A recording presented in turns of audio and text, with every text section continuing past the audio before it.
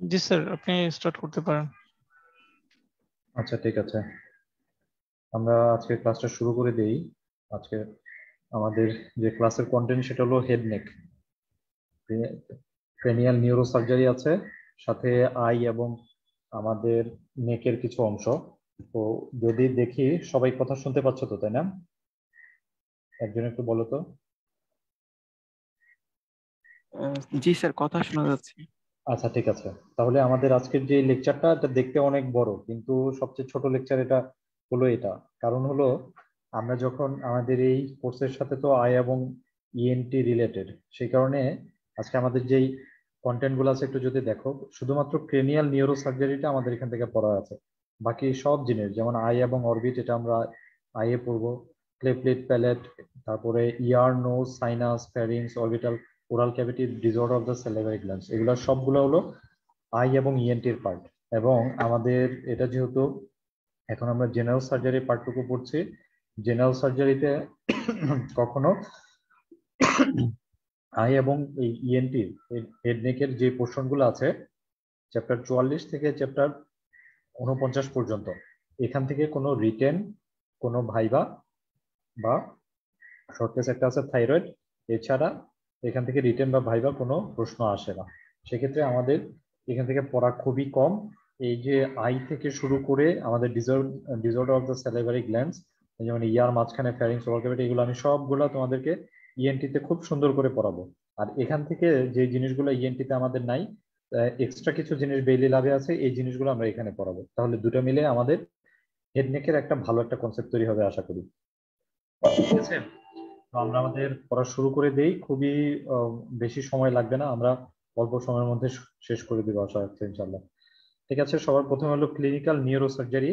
তুমি যখন প্রফের ভাইবা দিতে যাবা, তখন রিটেনে নিউরো সার্জারি থেকে একটা বা দুইটা প্রশ্ন আসতে পারে, এবং ভাইভাতে নিউরো সার্জারি থেকে অবশ্যই। ভাইভাতে নিউরো সার্জারি আলাদা একটা বোর্ড থাকে, বোর্ড বলতে আলাদা বক্স প্রশ্ন থাকে। সব মেডিকেল কলেজেই দেখা যাবে কিছু বক্স প্রশ্ন থাকে, তার মধ্যে নিউরো সার্জারি একটা পোর্শন থাকে। কিন্তু নিউরো সার্জারি থেকে প্রশ্ন ধরার মতো খুব অল্প জায়গা আছে, যেগুলো আমাদের এই ডেইলি ল্যাবের মধ্যেই আছে। আমরা সেই জায়গাগুলো খুব সুন্দর করে একটু পড়ার চেষ্টা করব, তাহলে আশা করি তোমাদের প্রফের প্রিপারেশনটা শুরু শেষ হয়ে যাবে। তো আমাদের এখন যে ফাইনাল প্রফ চলছে, আমাদের গত শনিবার থেকে বৃহস্পতিবার পর্যন্ত ফাইনাল প্রফ চলছিল চট্টগ্রাম বিশ্ববিদ্যালয়ের আন্ডারে, যে ফাইনাল প্রফ চলছে। তো সেখানে আমার সুযোগ হয়েছিল স্যারদের সাথে থাকার, স্যারদের সাথে শর্ট কেস, ভাইভা এবং লং কেস গুলোতে অ্যাটেন্ড করার সুযোগ হয়েছিল। তারই পরিপ্রেক্ষিতে আমার কিছু এক্সপিরিয়েন্স গ্যাদার হয়েছে। তো সেক্ষেত্রে আমি মোটামুটি এখন বুঝতে পারি যে স্যাররা আসলে কোন প্রশ্নগুলো পছন্দ করেন এবং কোন জায়গাগুলো থেকে প্রশ্ন ধরেন। তো আমি চেষ্টা করবো যে সেই জায়গাগুলো থেকে তোমাদেরকে একটু আগে থেকে প্রিপেয়ার করে দেওয়ার। তো সেখানে নিউরো সার্জারি থেকে বেশ কয়েকটা প্রশ্ন আছে, অল্প কিছু প্রশ্ন আমি একটু বেলি লাভের আদলে তোমাদেরকে সেই প্রশ্নগুলা পড়ে দেওয়ার চেষ্টা করছি। দেখো, খুবই ইম্পর্টেন্ট একটা জিনিস, সেটা হলো রেস্ট ইন্ট্রাক্রেনিয়াল প্রেশার। প্রশ্নটা কি থাকে? ফিচার অফ, তোমাদের ভাইভাতে অথবা রিটেনে প্রশ্ন আসবে features of raised intracranial pressure. খুবই ইম্পর্টেন্ট এবং এটা আসবেই, মাস্ট মাস্ট থাকবে যে feature of the rest intracranial pressure. ঠিক আছে, দেখো ক্লিনিক্যাল ফিচারটা খুব সুন্দর করে আমাদেরকে একটা বক্সের মধ্যে দেওয়া আছে। দেখো, রেস্ট ইন্টারক্রেনিয়াল প্রেসারের একটু বইটা একটু মিলাই নিবা, আমি তো তোমাদেরকে পিডিএফটা দিয়ে দিব, তখন একটু পড়ে নিলেই হবে। দেখো সামারি বক্স 40, তার আগে অনেক কথা আছে, আমি ওগুলো একটু বলে দিচ্ছি। কিন্তু দেখো, সামারি বক্স সামারি বক্স 43.1 এ দেওয়া আছে। দেখো, রেস্ট ইন্টারক্রেনিয়াল প্রেসারে আমরা কি কি ফিচার পাবো। দেখো, সবার প্রথমে পেশেন্ট যেটা কমপ্লেন করবে সেটা হলো হেডেক। হেডেক, তারপরে হবে পেশেন্টের নাউসিয়া অ্যান্ড ভমিটিং হবে, diplopia and blurring of vision হবে, এবং at last drowsiness, then coma. এই চারটা ফিচার আমরা পাবো: headache, nausea, vomiting, diplopia, drowsiness, then coma. এটা কিন্তু খুবই ইম্পর্টেন্ট প্রশ্ন, এটা ভাইবার মধ্যে ফার্স্টে নিউরোলজির মধ্যে বা নিউরো সার্জারির মধ্যে প্রথম যে প্রশ্নটা থাকে সেটাই হলো যে feature of raised intracranial pressure, headache, nausea, diplopia and drowsiness, at last coma. এইটা, তাহলে দেখো এই কথাগুলো দেওয়া আছে, clinical features of raised intracranial pressure. এখানে এই এই জিনিসগুলো দেওয়া আছে, পড়ে নেবা একটু। ইনভেস্টিগেশন, এখন আমরা রেস্ট ইন্ট্রাক্রেনিয়াল প্রেসার হলো, হ্যাঁ, রেস্ট ইন্ট্রাক্রেনিয়াল প্রেসার। কেউ কি আমাকে একটু বলতে পারবা যে সিএসএফ, আমরা জানি যে আমাদের যেই ডুরা ম্যাটার এবং অ্যারাকোনয়েড ম্যাটার, তার মাঝখানে থাকে হলো সিএসএফ। সিএসএফটা কোথেকে প্রডিউস হয় কেউ বলতে পারবা?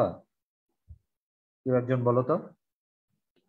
Third ventricle and lateral ventricle. Ventricle থেকে। ভেন্ট্রিকল কোথেকে? Third ventricle. হ্যাঁ, তারপরে থার্ড ভেন্ট্রিকল থেকে কোথেকে? থার্ড ভেন্ট্রিকলের কোথায়? হ্যাঁ, অ্যারাকোনেট প্রসেস থেকে। তারপরে সেখান থেকে থার্ড ভেন্ট্রিকল থেকে কোথায় যায় বলো? অ্যানাটমিতে পড়েছিলাম, সঠিক মনে নাই ভাই এখন। এই যে দেখো ফিজিওলজিটা দেওয়া আছে। CSF flows from the lateral ventricle. Lateral ventricle থেকে তৈরি হয় through the foramen of Monro to the third ventricle. Lateral ventricle আমরা জানি চারটা ভেন্ট্রিকল আছে, দুইটা lateral ventricle, third and fourth ventricle. Lateral ventricle থেকে তোমার তৈরি হয়, চলে যায় ফোরামেন। এটা তোমাদের ইয়াতে আসবে, তোমাদের এমসিকিউ তে প্রশ্নটা আসে যে ল্যাটারাল ভেন্ট্রিকল থেকে তারপরে এটা থার্ড ভেন্ট্রিকলে যায় কিভাবে? Foramen of Munro. তারপরে থার্ড ভেন্ট্রিকল থেকে চলে যায় সেরেব্রাল অ্যাকুইডাক্ট দিয়ে কোথায়? Fourth ventricle. তাহলে প্রশ্ন যেটা হয় তাহলে যে ল্যাটারাল ভেন্ট্রিকলে তৈরি হলো সেখান থেকে থার্ড ভেন্ট্রিকলে কিভাবে যায়? ফোরামেন অফ মনরো দিয়ে। আর সেখান থেকে থার্ড ভেন্ট্রিকল থেকে ফোর্থ ভেন্ট্রিকলে কিভাবে যায়? সেরেব্রাল অ্যাকুইডাক্ট দিয়ে। তারপর কি হয়? Where it exists as the subarachnoid space via the middle foramen of. এরপরে এটা foramen of Magendie foramen of Luschka দিয়ে কোথায় চলে যায়? সাবআরাকনোইড স্পেসে চলে যায়। এবং ফাইনালি এটা রিঅবজর্ভ হয়ে যায় কোথায়? অ্যারাকনোইড ভিলায় অ্যালং দা সুপিরিয়র স্যাজিটাল সাইনাস। তাহলে এখান থেকে প্রশ্ন কি? এক নম্বর প্রশ্ন হলো কোথায় তৈরি হয়? Lateral ventricle. ল্যাটারাল ভেন্ট্রিকল থেকে কোথায় যায়? Third ventricle. থার্ড ভেন্ট্রিকলে ল্যাটারাল ভেন্ট্রিকল থেকে থার্ড ভেন্ট্রিকলে কিভাবে যায়? ফোরামেন অফ মনরো দিয়ে। তারপরে থার্ড ভেন্ট্রিকল থেকে কোথায় যায়? Fourth ventricle. ফোর্থ ভেন্ট্রিকলে কিভাবে যায়? সেরেব্রাল অ্যাকুইডাক্ট থেকে। তারপর ফোর্থ ভেন্ট্রিকল থেকে কোথায় চলে যায়? এটা সাবআরাকনোইড স্পেসে চলে যায় কিভাবে? Foramen of Magendie and foramen of Luschka এ দিয়ে। ঠিক আছে। আর লাস্টলি এটা রিঅ্যাবজর্ব হয়ে যায় যে 300 থেকে 400 সরি 250 থেকে 300 ml যে প্রতিদিন তৈরি হয় সেটা পরে রিঅ্যাবজর্ব হয়ে যায় কোথায়? অ্যারাকনোইড ভিলাই। ঠিক আছে। ফিজিওলজিটা ইম্পর্টেন্ট, এটা তোমাদের এমসিকিউ তে আসে। আর ইম্পর্টেন্ট প্রশ্ন যেটা বললাম আমরা সেটা হলো রেজড ইন্ট্রাক্রেনিয়াল প্রেসারের যেই ফিচার, এটা আসবেই আসবে। এবার চলে আসে একটা প্যাথোলজি, সেটাকে বলা হচ্ছে হাইড্রোকেফালাস। হাইড্রোকেফালাস দেখো total volume of CSF is normally 150 ml, কোনো বইয়ে দেওয়া আছে 200 থেকে 250। তাহলে আমরা এই বইটা আমরা জানবো নরমাল ভলিউম হলো 150 ml। কোথেকে উৎপন্ন হয়? আমরা বলছি ওয়াল অফ দ্য ভেন্ট্রিকল থেকে হয়। এবং প্রতি মিনিটে, যে এটা কিন্তু তোমার এমসিকিউ, প্রতি পার আওয়ারে এটা 20 ml করে তৈরি হয়। এই হাইড্রোকেফালাস কি জিনিস? যখন এটা আমরা বললাম রিঅ্যাবজর্পশন হয়ে যায় অ্যারাকনোইড ভিলাই, যখন এই জিনিসটা আমাদের সিএসএফ যে প্রতি ঘন্টায় 20 ml পার আওয়ার করে তোমার তৈরি হচ্ছে, সেটা রিঅ্যাবজর্ব হয়ে যাচ্ছে অ্যারাকনোইড ভিলাই। যখন এটা রিঅ্যাবজর্ব হতে পারে না তখন কি হয়? সিএসএফ এর পরিমাণ বেড়ে যায়। তখন এটাকে বলা হয়, এই যে কন্ডিশন, এটাকে বলা হয় হাইড্রোকেফালাস। দেখবা যে প্রায় রাস্তাঘাটে যে মায়ের কোলের মধ্যে ছোট একটা বাচ্চা বিশাল বড় মাথা ভিক্ষা করতেছে, ওই যে বিশাল বড় মাথা সিএসএফ তৈরি হয় কিন্তু রিঅ্যাবজর্ব হতে পারে না, এই যেই প্যাথোলজি সেটাকে বলা হচ্ছে হাইড্রোকেফালাস। এটিওলজি অফ হাইড্রোকেফালাসটা একটু দেখো। তিনটা কজ হয়, একটা হলো অবস্ট্রাকটিভ, একটা হলো কমিউনিকেটিং, আর একটা হলো এক্সেসিভ সিএসএফ প্রোডাকশন। তাহলে আমরা দেখলাম যে সিএসএফ এর একটা পাথওয়ে আছে, তাহলে সেই পাথওয়েতে যদি কোনো কারণে অবস্ট্রাকশন হয়ে যায় তাহলে এই তোমার হাইড্রোকেফালাস হবে। তাহলে এই অবস্ট্রাকশনটা কিভাবে হতে পারে? যদি ভেন্ট্রিকলের মধ্যে কোনো লেশন থাকে, ভেন্ট্রিকুলার ওয়ালের মধ্যে কোনো লেশন থাকে, lesion distant from the ventricle but with a mass effect. ঠিক আছে। আর কমিউনিকেটিং হাইড্রোকেফালাস কি কি কারণে হয়? সিএসএফ ইনফেকশন এবং রেস সিএসএফ প্রোটিনের কারণে। আর এক্সেসিভ সিএসএফ প্রোডাকশন, তাহলে কোনো কারণে যদি কার্সিনোমা হয়, কার্সিনোকোরেড প্লেক্সাসের মধ্যে প্যাপিলোমার কার্সিনোমা হয়, তখন দেখা যাবে এক্সেসিভ সিএসএফ প্রোডাকশন হবে। এক্সেসিভ সিএসএফ প্রোডাকশনের কারণে ঠিকমতো অ্যাবজর্ব হতে পারবে না, বেশি পরিমাণ সিএসএফ থেকে যাবে এবং কি হবে? মাথা বড় হয়ে যাবে। এটাকে বলা হয় হাইড্রোকেফালাস। খুবই ইম্পর্টেন্ট হাইড্রোকেফালাসের ট্রিটমেন্টটা। হাইড্রোকেফালাসের ট্রিটমেন্টটা আমাদের একটু জানতে হবে। হাইড্রোকেফালাসের মধ্যে দুইটা জিনিস করে।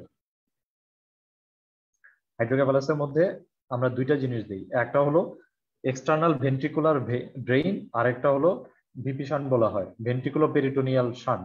দুইটা জিনিস। তাহলে মাথার মধ্যে সিএসএফ সাবেরাগনের স্পেসে অতিরিক্ত সিএসএফ এর পরিমাণ জমে গেল এবং মাথা বড় হয়ে গেল, আমাদের ট্রিটমেন্ট অপশনটা কি হবে? আমার যে সিএসএফ গুলো জমে গেছে অতিরিক্ত, সেই সিএসএফ টাকা বের করে দেওয়া।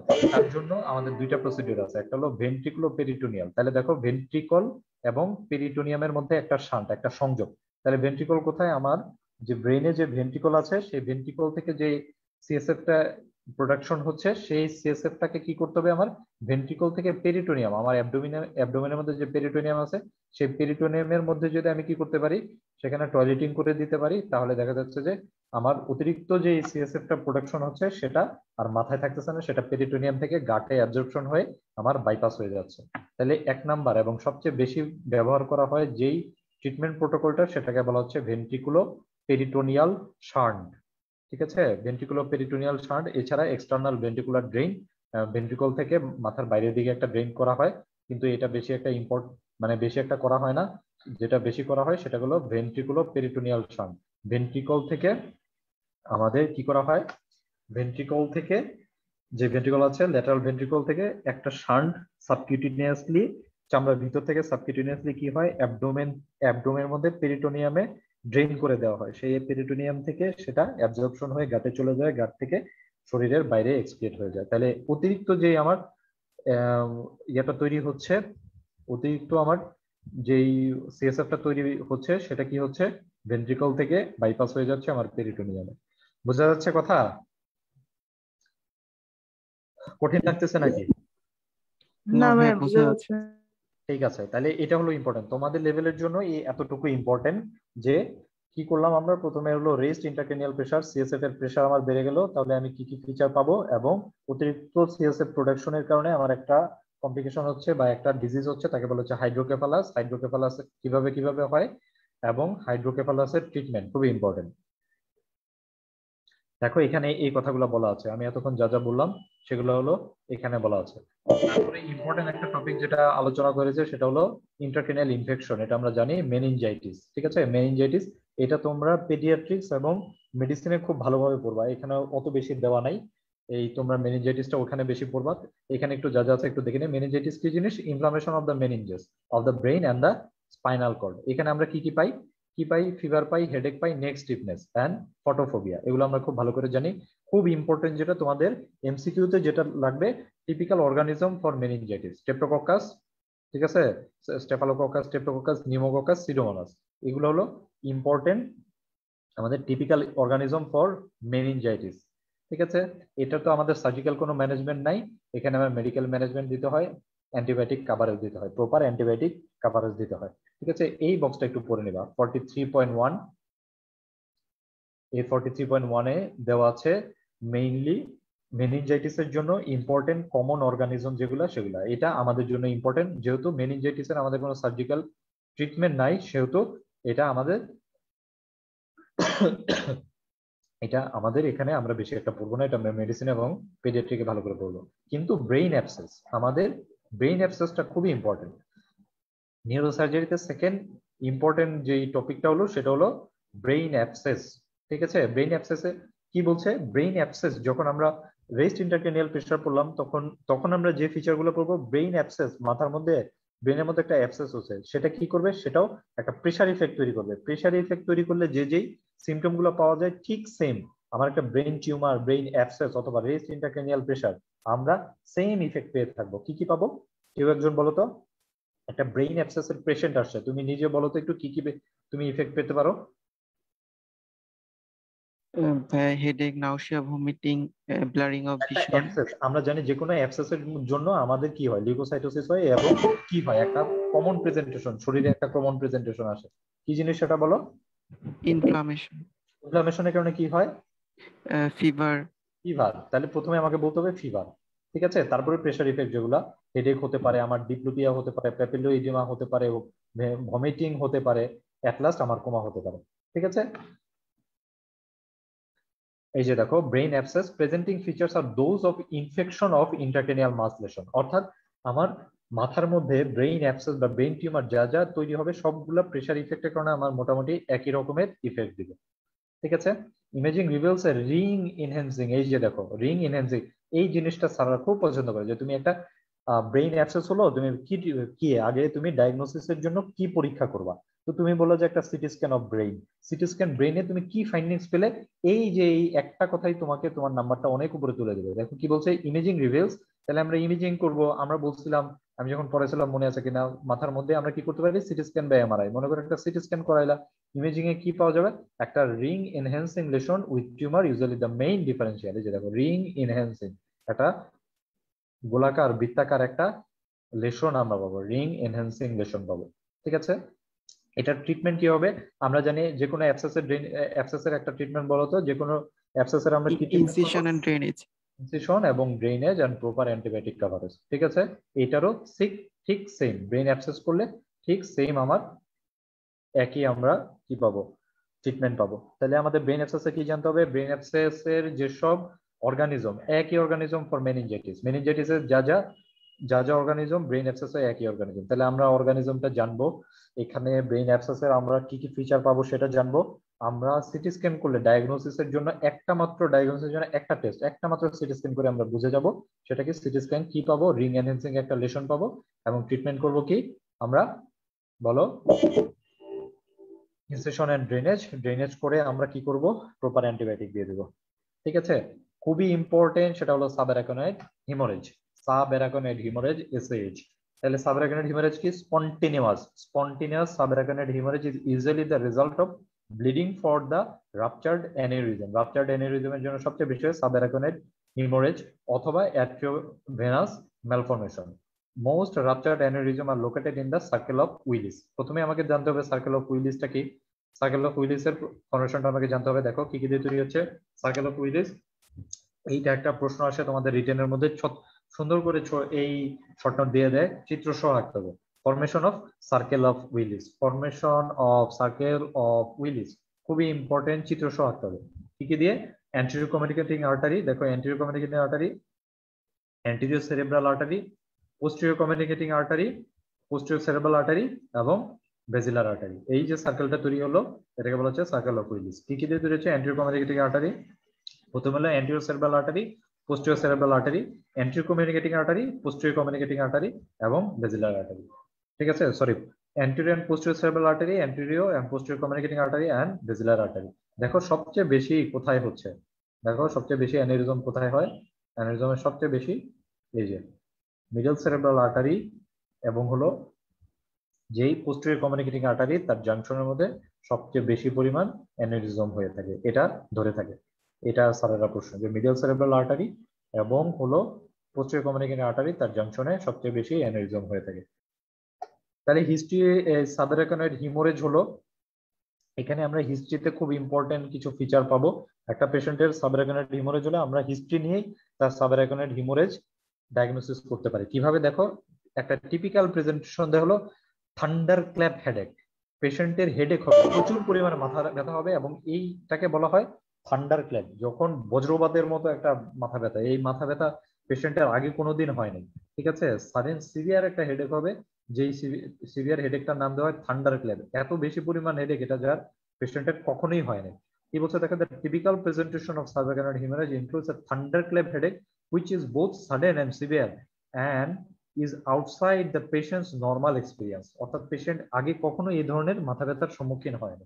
এছাড়া কি থাকতে পারে? সিজার থাকতে পারে, আনরেসপন্সিভনেস থাকতে পারে এবং ভমিটিং থাকতে পারে। তাহলে সাবঅ্যারাকনোয়েড হিমোরেজ আমরা পড়লাম, সাবঅ্যারাকনোয়েড হিমোরেজ কোথায় হয়? সাবঅ্যারাকনোয়েড হিমোরেজ সাধারণত সার্কেল অফ উইলিস হয়। সার্কেল অফ উইলিস কিভাবে ফরমেশন হয়, সার্কেল অফ উইলিসের কোথায় হয়, এবং আমরা হিস্ট্রিতে কি পাবো, হিস্ট্রি এবং এক্সামিনেশনে আমরা কি পাবো? প্রথম কথা হলো হেডেক পাবো, সিজার পাবো, আনরেসপন্সিভনেস এবং ভমিটিং পাবো। এবং এই হেডেকটা কেমন হবে? Thunder clap headache. তাহলে ইনভেস্টিগেশন কি? আমি সুন্দর করে একটা সিটি স্ক্যান পাবো। একটা সিটি স্ক্যান করলেই আমার মোটামুটি 98% কেসে আমরা কি পাবো? হিমোরেজের যে ফিচার গুলো পাওয়া যায়, হাইপোডেন্সিটি পাওয়া যায়, হাইপোডেন্সিটি দেখেই আমরা এটা ডায়াগনোসিস করতে পারবো। ইনভেস্টিগেশন কি বলছে দেখো, CT scan is the imaging of the first choice. আমরা এই সাবঅ্যারাকনোয়েড হিমোরেজের ডায়াগনোসিসের জন্য সিটি স্ক্যান করব। CT scan is the imaging of the first choice and when performed within 12 hours of ictus will confirm the bleeding is more than 98%। আমি যদি 18 ঘন্টা 12 ঘন্টার মধ্যে এটা আমি করতে পারি, ডায়াগনোসিস করতে, সরি একটা সিটি স্ক্যান করতে পারি, 98% এর ক্ষেত্রেই আমি সাবঅ্যারাকনোয়েড হিমোরেজ কি করতে পারবো? আমি ডায়াগনোসিস করতে পারবো। ঠিক আছে, এখন দেখো ইন্টারভেনশনাল, এটার ম্যানেজমেন্ট কি সার্জিক্যাল অথবা ইন্টারভেনশনাল। ঠিক আছে, ইন্টারভেনশনে কি বলছে, ইন্টারভেনশনাল আমি কাটাকাটি না করে ইন্টারভেনশনের মাধ্যমে যে ক্লটটা জমলো সে ক্লটটা বের করে আনতে পারি কিভাবে, aneurysms demonstrate may be remove from the circulation surgically by craniotomy and clipping or by কি বলা হয়, বাই নন এজ কয়েলিং। ঠিক আছে, দুই ভাবে করতে পারি, ক্রেনিওটমি করতে পারি। ক্রেনিওটমি করে মাথার মধ্যে একটা ফুটা করে আমরা কি করি, ওই যে ইয়া দিয়ে সার্কেল অফ উইলিস এখানে যে আর্টারি গুলো আছে তার মধ্যে দিয়ে একটা ওয়্যার ঢুকাই দিই আমরা, ওয়্যার ঢুকিয়ে দিয়ে সেখান থেকে যে ব্লাড ক্লট গুলো আছে সেই ব্লাড ক্লট গুলাকে আমরা একটা কয়েলের মাধ্যমে কি করতে পারি, কয়েলের মাধ্যমে আমরা সেটাকে ইভাকুয়েশন করতে পারি। এটাকে বলা হয় coiling or clipping. Glasgow coma scale স্যারদের খুবই পছন্দের একটা প্রশ্ন। গ্লাসগো কোমা স্কেল এখানে আলোচনা নেই, এটা তোমরা মেডিসিনে ভালো করে পড়বা। গ্লাসগো কোমা স্কেল বলো তো, গ্লাসগো কোমা স্কেলের ইয়া কত, রেটিংটা বলো তো, কেউ বলতে পারবা? সর্বোচ্চ স্কোর কত? একটা প্রশ্ন বলো। গ্লাসগো 75। হ্যাঁ, ও গ্লাসগো কোমা স্কেলের সর্বোচ্চ স্কোরিং কত? বললা তো, কেউ একজন বললা তো, কত যেন? 15। আর সর্বনিম্ন কত? 3। Very good. 3 হলে কি হবে, আমরা কি বুঝবো 3 হলে? যদি 3 থাকে তখন আমরা কি বুঝবো, পেশেন্টের কি কন্ডিশন, ওই কন্ডিশনটার নাম কি বলে, আমরা একটু পরে পড়বো, বলো। কোমা। Very good. যখন 3 থাকবে তখন আমরা বুঝবো যে পেশেন্ট আছে কোমাতে। ঠিক আছে, এই যে ইভাকুয়েশনটা এটাকে বলা হয় ক্লিপিং এন্ড কয়েলিং। এই যে এখানে অ্যানিউরিজম হয়ে আছে, আমরা এখান থেকে একটা ওয়্যার ঢুকিয়ে এই যে দেখো কয়েলিং করে, এই যে অ্যানিউরিজমটাকে কয়েলিং করে, এই যে দেখো ওয়্যার ঢুকানো হয়েছে, এখান দিয়ে ঢুকে এখানে কয়েলিং করে টান দিয়ে আস্তে করে ইভাকুয়েট করা হয়। ঠিক আছে, মেডিকেল ম্যানেজমেন্ট অল্প কিছু রোল আছে মেডিকেল ম্যানেজমেন্টের। আমার যদি অ্যানিউরিজম হয়, সাবঅ্যারাকিনোয়েড হিমোরেজ হয়, সেক্ষেত্রে মেডিকেল ম্যানেজমেন্টের অল্প কিছু রোল আছে। কি জিনিস, যেমন ক্যালসিয়াম চ্যানেল ব্লকার, নিমোডিপিন দেওয়া হয়। দেখো কি বলা হচ্ছে, patient should be placed on a bed rest, পেশেন্টকে আমরা বেড রেস্ট দিব। The require input output monitoring, আমরা পেশেন্টের ইনপুট আউটপুট মনিটরিং দেখবো, তার ইউরিন আউটপুটটা দেখবো। ফ্লুইড রিপ্লেসমেন্ট দিব, পেশেন্ট খেতে পারছে না তাহলে তার ইলেকট্রোলাইট ইমব্যালেন্স হতে পারে, তখন আমরা ফ্লুইড রিপ্লেসমেন্ট দিব বাই কিভাবে, নরমাল স্যালাইন। এন্ড কি দেব, ওরাল নিমোডিপিন, ক্যালসিয়াম চ্যানেল ব্লকার দিব কিভাবে, 60 মিলিগ্রাম এভরি 4 আওয়ার্স। ঠিক আছে, reduce the rate of poor outcome. ঠিক আছে, আমার যে ব্লাডটা জমে গেল সেই ব্লাডটা যেন ক্লট না বাঁধে অথবা এটা কি যেন গলে যায়, তাহলে তার জন্য আমরা কি দিব, calcium channel blocker, oral nimodipine. Medical management কি বলা হলো, তাহলে দুইটা ম্যানেজমেন্ট, একটা হলো সার্জিক্যাল ম্যানেজমেন্ট আর একটা হলো মেডিকেল ম্যানেজমেন্ট। আমরা দেখলাম সার্জিক্যাল ম্যানেজমেন্টে কি করা হলো, ক্লিপিং বা কয়েলিং এর মাধ্যমে এই যে অ্যানিউরিজমটা আছে সেই অ্যানিউরিজমটাকে ইভাকুয়েশন করা হয়। আর মেডিকেল ম্যানেজমেন্টের ক্ষেত্রে আমরা দেখলাম পেশেন্টকে আমরা রেস্ট দিব, তারপর আমরা কি করব, পেশেন্টের ইলেকট্রোলাইট মেনটেন করব বাই ফ্লুইড নরমাল স্যালাইনের মাধ্যমে, এবং ওরাল নিমোডিপিন দিব কি ডোজে, 60 মিলিগ্রাম 4 ঘন্টা পর পর। ঠিক আছে, এটাই হলো এদের মেডিকেল ম্যানেজমেন্ট। তখন আমাদের এই মেডিকেল ম্যানেজমেন্ট দিয়ে কি করে দিতে হবে, the goal are the best serve by early transfer of the patient to a neurosurgical centre. আমরা কখনোই একে উপজেলা লেভেলে বা কোনো নর্মাল হাসপাতালে রাখবো না, তাকে অবশ্যই নিউরোসার্জিক্যাল সেন্টারে পাঠিয়ে দিতে হবে। দেখো সামারি এতক্ষণ যা যা বললাম সামারি বলা আছে এখানে। ইন্ট্রাসেরেব্রাল হিমোরেজ কি হয়, 10 to 15% অফ স্ট্রোক। কি কি পাওয়া যায় এখানে, হেডেক পাওয়া যায়, ফোকাল ডেফিসিট পাওয়া যায়, রেস্ট আইসিপি, ওই যে যা বললাম রেস্ট আইসিপির ইয়াগুলা পাওয়া যাবে। হাই ব্লাড প্রেশার, পেশেন্ট যাদের ব্লাড প্রেশার কন্ট্রোল না তাদের ক্ষেত্রে সবচেয়ে বেশি হয়। ঠিক আছে,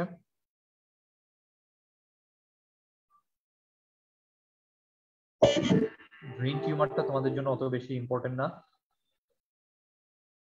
ব্রেন টিউমার যদি হয় একই আমরা প্রেজেন্টেশন পাবো, তোমাদের জন্য অত বেশি ইম্পর্টেন্ট না। কমন শুধুমাত্র ব্রেন টিউমার গুলার নাম একটু দেখে নিবা, কমন ব্রেন টিউমার গুলার নাম দেওয়া আছে।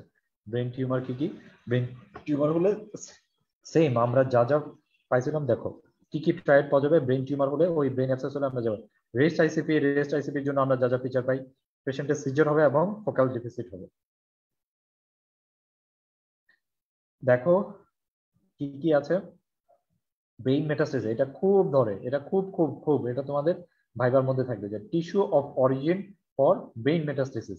আমাদের শরীর মেটাস্টেসিস কি বলে, শরীরের প্রাইমারি কোনো সাইটে যদি কোনো কার্সিনোমা হয় সেটা অন্য কোনো সাইটে যখন চলে যায় তখন সেটাকে বলা হয় মেটাস্টেসিস। তাহলে ব্রেইন মেটাস্টেসিস হয় কোন কোন কার্সিনোমা সবচেয়ে বেশি? দেখো সবার প্রথমে আছে লাং।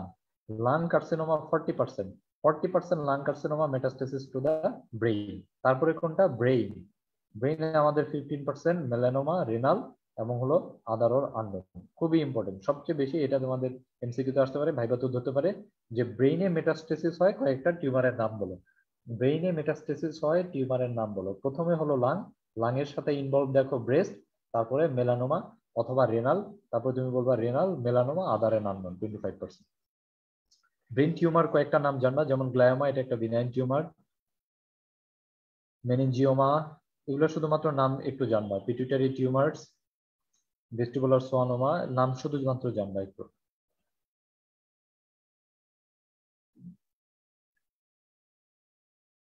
এনকেফালোসিল,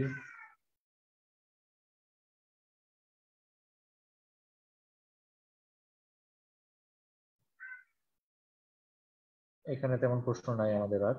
ব্রেন স্টেম ডেথ, একটা প্রশ্ন তোমাদের আসতে পারে কিন্তু এই তোমাদের এমবিবিএস লেভেলে খুব কম আসে, কিন্তু পরবর্তীতে লাগে। ব্রেন স্টেম ডেথ, ঠিক আছে? কখন আমরা একটা পেশেন্টকে ব্রেন স্টেম ডেথ বলবো? একটা পেশেন্টের কখন আমরা ব্রেন স্টেম ডেথ বলবো? দেখো কয়েকটা ক্রাইটেরিয়া আছে। In the UK, the entails testing twice by two clinicians to demonstrate the absence of কি absence of response to pain। একটা পেশেন্টকে যখন তুমি পেইন দিবা তখন যদি রেসপন্স না থাকে, respiratory drive apnoea despite partial pressure of carbon dioxide, partial pressure of carbon dioxide তুমি 6.7 kPa দেওয়ার পরেও রেসপিরেটরি ড্রাইভ যদি তার না হয়, অ্যাবসেন্স অফ রেসপিরেটরি ড্রাইভ। পিপিলের এই লাইট রিফ্লেক্স, পেশেন্টের যদি পিপিলের লাইট রিফ্লেক্স অ্যাবসেন্ট থাকে, কর্নিয়াল রিফ্লেক্স যদি অ্যাবসেন্ট থাকে, ভেস্টিবিউলিও অকুলার রিফ্লেক্স এগুলো যদি অ্যাবসেন্ট থাকে, অকুলিও সেফালিক রিফ্লেক্স এবং গ্যাগ রিফ্লেক্স, এই যদি অ্যাবসেন্স থাকে, এই ফিচারগুলো যদি অ্যাবসেন্স থাকে, তখন আমরা একটা পেশেন্টকে বলে থাকি হলো সে হলো ব্রেন স্টেম ডেথ। দেখবে একটা জিনিস, পেশেন্টকে কি বলা হয়? পেশেন্ট আইসিইউতে আছে, তাকে বলা হয় যে ক্লিনিক্যালি ডেথ। হ্যাঁ, ক্লিনিক্যালি ডেথ যে পেশেন্টটাকে বলা হয়, অর্থাৎ ব্রেন স্টেম ডেথ হয়ে গেছে, তাকে আর সেখান থেকে রিভার্স করা সম্ভব না। কোন পেশেন্টটাকে আমরা ব্রেন স্টেম ডেথ বলা হয়? কার কোন কোন ফিচার থাকলে? এই জিনিসগুলো, যে তার পেশেন্টের কোনো পেইনের রেসপন্স নাই, তার রেসপিরেটরি ড্রাইভ বন্ধ হয়ে গেছে, পার্শিয়াল প্রেশার কার্বন ডাইঅক্সাইড এত 6.7 kPa করার পরে তার রেসপিরেটরি ড্রাইভ বন্ধ, পিপিলের লাইট রিফ্লেক্স নাই, তার কর্নিয়াল রিফ্লেক্স নাই, ভেস্টিবুলার রিফ্লেক্স নাই, অকুলোসেফালিক রিফ্লেক্স নাই, গ্যাপ রিফ্লেক্স নাই।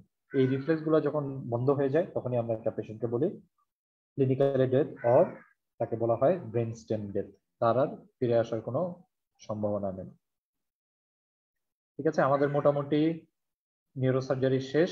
এই প্রশ্নগুলো যদি পড়তে পারো ফাইনাল পড়তে এতটুকু যথেষ্ট, এর বাইরে কখনোই কোনো প্রশ্ন আসবে না। একটু যতটুকু দাগাইলাম, যতটুকু পড়লাম ততটুকু একটু ভালো করে পড়বা। চলে আসো, আমাদের যেহেতু অনেক পড়া, আমরা একটু তাড়াতাড়ি আগাই। আই অ্যান্ড অরবিট, যেটা বললাম যে তোমাদের আইয়ে যখন পড়াবে এই জিনিসগুলো খুব সুন্দর করে পড়ানো হবে, এখানে তত ভালো করে নাই। ল্যাক্রিমাল সিস্টেম,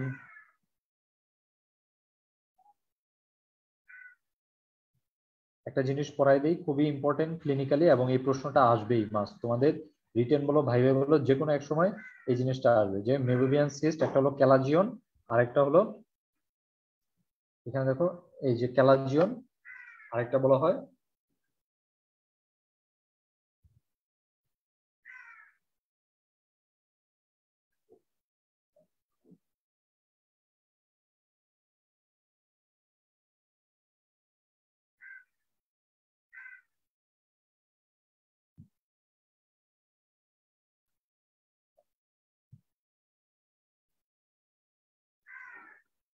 ক্যালাজিয়ন এবং স্টাই। কেউ বলতে পারবা স্টাই কি ক্যালাজিয়ন কি?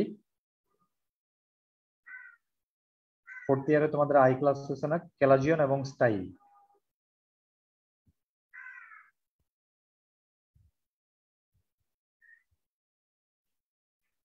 কেউ আসো নাকি চলে গেছো সবাই? বলো তো একটু, ক্যালাজিয়ন এবং স্টাই কি? কেউ বলতে পারবা? আচ্ছা, না বলতে পারলে দেখো, ক্যালাজিয়ন এবং স্টাই এই দুইটা খুব ইম্পর্টেন্ট, পরীক্ষাতে আসে। ক্যালাজিয়ন কাকে বলা হয়? Meibomian cyst. কি? A meibomian cyst is a chronic granulomatous inflammation of the meibomian gland. আমরা জানি যে আমাদের যে আইলিড সেখানে একটা গ্ল্যান্ড আছে, সেটা হলো মেবিবিয়ান গ্ল্যান্ড। সেই মেবিবিয়ান গ্ল্যান্ডে যদি ক্রনিক গ্রানুলোমাটাস ইনফ্লামেশন হয় তখন তাকে বলা হয় ক্যালাজিয়ন। এটা কোথায় হতে পারে? এটা আপার অথবা লোয়ার যে কোনো লিডে হতে পারে। It may be occur in either upper or lower lids and presence as a smooth, painless and swelling. এখানে আমরা যে সোয়েলিংটা পাবো, এই সোয়েলিংটা হবে হার্ড এবং এটা হবে পেইনলেস। হার্ড এবং পেইনলেস। এবং দেখো আইলিড থেকে এটা দূরে আছে না কাছে আছে? এটা আইলিড থেকে থাকবে হলো দূরে, আইলিড থেকে হলো দূরে। তাহলে এটা কি জিনিস? ক্যালাজিয়ন কি জিনিস? এটা হলো chronic granulomatous inflammation of the meibomian gland. Meibomian gland, এটাকে বলা হয় ক্যালাজিয়ন। এই ক্যালাজিয়ন এবং স্টাইল মধ্যে পার্থক্য করে আমাদের ডিফারেন্সিয়েটিং পয়েন্টিং হলো এই ক্যালাজিয়নটা হবে হার্ড এবং ক্যালাজিয়নটা হবে away from the lid margin. দেখো এটা হলো লিড মার্জিন, এটা থেকে away from the lid margin. এবং আরেকটা যেটা হয় আমাদের সেটা হলো স্টাই। স্টাই হলো যে acute inflammation, acute streptococcal infection of the hair follicle. বই কি বলছে দেখো, which is the infection, এই যে দেখো স্টাই কি জিনিস? এটা হার্ডিওলাম বলা হয়। which is a infection, এটা acute infection, is an infection of the hair follicle and usually painful. আমরা বললাম যে এই যে ক্যালাজিয়ন, সেই ক্যালাজিয়নটা বললাম আমরা কি? পেইনলেস। আর স্টাইটা কি হবে? পেইনফুল। ঠিক আছে? এবং স্টাই হবে হলো মার্জিনের মধ্যে, লিড মার্জিনের মধ্যে, আর ক্যালাজিয়নটা হবে হলো away from the lid margin. দুইটারই ট্রিটমেন্ট মোটামুটি কাছাকাছি। যেমন স্টাইর ট্রিটমেন্ট এখানে বইয়ের মধ্যে দেওয়া আছে তোমাদের, দেখো এটা হলো স্পন্টিনিউয়াসলি এটা রিজলভ হয়ে যায়। Persistent meibomian cyst that do not resolve within conservative treatment, hot compression by treated by incision and curettage from the conjunctival surface. Stye, এই যে দেখো স্টাই ট্রিটমেন্ট বলা হচ্ছে, stye are treated by antibiotic and local heat, এবং এটা এমনিতেই কি হয়? রিজলভ হয়ে যায়। কিন্তু তোমার এই যে ক্যালাজিয়ন যেটা হার্ড হয়, সেক্ষেত্রে কি করতে হয়? সেটা করতে হয় কনজারভেটিভ ট্রিটমেন্ট দিতে হয়, হট কম্প্রেশন দিতে হয়। তারপরেও যদি তোমার এটা রিজলভ না হয় তখন কি করতে হয়? একটা ইনসিশন দিয়ে, এখানে একটা ইনসিশন করে এখানে যেই প্রোডাক্ট গুলো আছে সেটাকে কিউরেটেজ করতে হয়। তাহলে আমরা যেটা বললাম ইম্পর্টেন্ট আবার বলে দিচ্ছি, একটা হলো ক্যালাজিয়ন আর একটা হলো স্টাই। তাহলে ক্যালাজিয়ন কি জিনিস? ক্যালাজিয়ন হলো যে মেবিবিয়ান গ্ল্যান্ডের যে ক্রনিক ইনফ্লামেটরি লেশন যেটা, সেটাকে বলা হয় ক্যালাজিয়ন। এবং এটা যে লিড মার্জিন, সেই লিড মার্জিন থেকে দূরে থাকবে এবং এটা হবে ক্রনিক পেইনলেস। ঠিক আছে? আর স্টাই আমরা বলছি যে স্টাই কি? এটা যে acute inflammation streptococcal infection of the hair follicle. এই যে আমার এখানে যে হেয়ার ফলিকল গুলো আছে, লিডের মধ্যে যে হেয়ার ফলিকল আছে, সেই ফলিকল গুলার অ্যাকিউট ইনফ্লামেশনকে বলা হয় স্ট্রেপ্টোকক্কাল ইনফেকশনকে বলা হয় স্টাই। দুইটার ট্রিটমেন্ট কি? স্টাই ট্রিটমেন্ট এটা হলো যে হট কম্প্রেশন দিতে হয়, প্রপার অ্যান্টিবায়োটিক দিতে হয়, এমনিতেই ভালো হয়ে যায়, রিজলভ হয়ে যায়। এটা মূল ট্রিটমেন্ট হলো হট কম্প্রেশন। আর ক্যালাজিয়ন কি? এটা সাধারণত নর্মালি ইউজুয়ালি এমনিতেই রিজলভ হয়ে যায়, কিন্তু কোনো কারণে যদি রিজলভ না হয় তখন কি করতে হয়? একটা ইনসিশন দিয়ে এখানে যে প্রোডাক্টগুলো সেটাকে কিউরেটেজ করে দিতে হয়। ঠিক আছে? Basal cell carcinoma, rodent ulcer important না তোমাদের জন্য?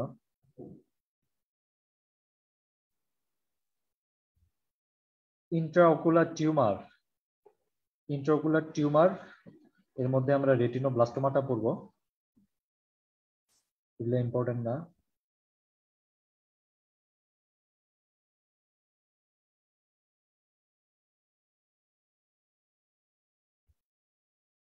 দেখো খুব ইম্পর্টেন্ট একটা জিনিস, সেটা তোমাদের লাগবে, যে differential diagnosis of the acute red eye. একটা মানুষের চোখ যদি লাল হয় তো সেক্ষেত্রে আমার কি কি ডায়াগনোসিস থাকতে পারে, কি কি ডিডি থাকতে পারে? এক নম্বর হলো সাবকনজাংটিভাল হিমোরেজ, সাবকনজাংটিভাতে কি হলো? হিমোরেজ হলো। দুই নম্বর হলো যে ইনফ্লামেশন হলো, কনজাংটিভাইটিস হলো। ক্যারাটাইটিস, ইউভেটিস, ইউভিয়াল ট্র্যাক্টে ইনফেকশন হলো ইউভিআইটিস, স্ক্লেরাইটিস এবং অ্যাকিউট গ্লুকোমা। এটা একটা ইম্পর্টেন্ট তোমাদের আয়ে লাগবে জেনারেল সার্জারিতে, এখান থেকে কোনো প্রশ্ন আসবে না।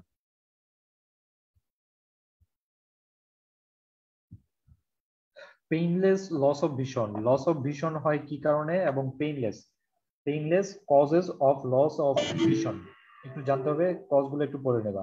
অ্যাকিউট কি? Obstruction of the central retinal artery, obstruction of the central retinal vein, ischaemia of the optic nerve, মাইগ্রেনের কারণে হতে পারে, রেটিনাল ডিটাচমেন্টের কারণে হতে পারে। ক্রনিক কি? ক্যাটারাক্ট গ্লুকোমার জন্য হতে পারে। একটু কজগুলো পড়ে নিবা। কি কি বললাম? এটা পেইনলেস লস অফ ভিশনের কজ, কিন্তু পেইনলেস। পেইনলেস লস অফ ভিশনের কজ, একটু পড়ে নেবা, জেনারেল সার্জারিতে লাগবে না।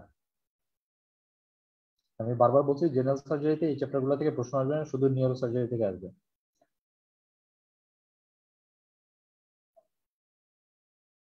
ক্লেফট লিপ ক্লেফট প্যালেট অত বেশি ইম্পর্টেন্ট না, এটা তোমাদেরকে বার্ন প্লাস্টিকে পড়াবে সুন্দর করে, ক্লেফট লিপের ট্রিটমেন্ট বার্ন প্লাস্টিকে সুন্দর করে পড়াবে।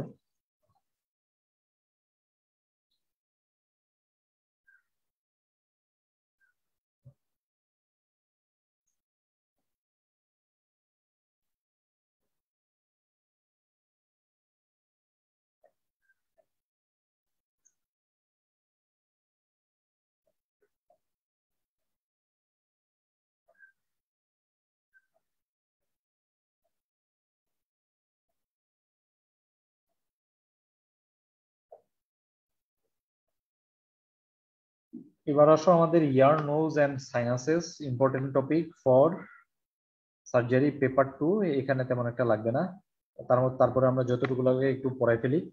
দা ইয়ার, আমরা জানি আমাদের কান সাধারণত 3টা ভাগে, কানের যেই কানের আগে জানতে হবে অ্যানাটমিটা, কানে আমরা জানি 3টা ভাগে ভাগ করা যায়, এক্সটার্নাল ইয়ার, মিডল ইয়ার এবং ইন্টারনাল ইয়ার। এক্সটার্নাল ইয়ার এবং মিডল ইয়ারের মাঝখানে আমাদের একটা কি থাকে, একটা টিম্প্যানিক মেমব্রেন থাকে, টিম্প্যানিক মেমব্রেন দিয়ে আমাদের এক্সটার্নাল ইয়ারের সাথে মিডল ইয়ারের একটা কি থাকে, ডিফারেন্স থাকে। ঠিক আছে, দেখো ইয়ার কি বলছে, দ্য এক্সটার্নাল ইয়ার, এটা একটু লাগবে। এক্সটার্নাল ইয়ার ক্যানাল কতটুকু হয়, 3 সেন্টিমিটার থাকে, 3 centimetre in length, and outer 2/3, এটা খুবই ইম্পর্টেন্ট, এখান থেকে প্রশ্ন আসবে তোমাদের সেকেন্ড পার্টে, যে 3 সেন্টিমিটার থাকে আমাদের এই এক্সটার্নাল ইয়ারের ক্যানেলটা, তার মধ্যে 2/3 বাইরের যে 2/3 সেটা হলো কার্টিলেজিনাস, এবং ইনার যে 1/3 সেটা হয় বনি পার্ট। ঠিক আছে, খুবই ইম্পর্টেন্ট, আউটার 1/3 হলো কার্টিলেজিনাস এবং ইনার 1/3 হলো বনি পার্ট।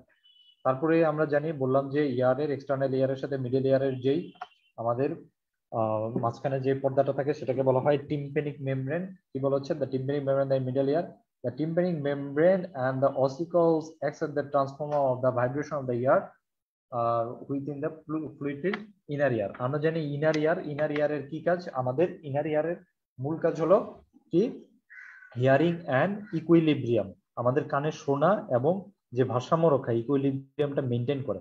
কিন্তু শোনার জন্য আমাদের যে সাউন্ডের ভাইব্রেশন, সেই ভাইব্রেশনটা নিয়ে যায় হলো আমাদের অসিকুলার যে চেইন থাকে। আমরা জানি মিডল ইয়ারের মধ্যে কি থাকে, মিডল ইয়ারের মধ্যে থাকে আমাদের অসিকুলার চেইন। আমরা জানি মিডল ইয়ারের মধ্যে কি কি বোন থাকে, কি কি,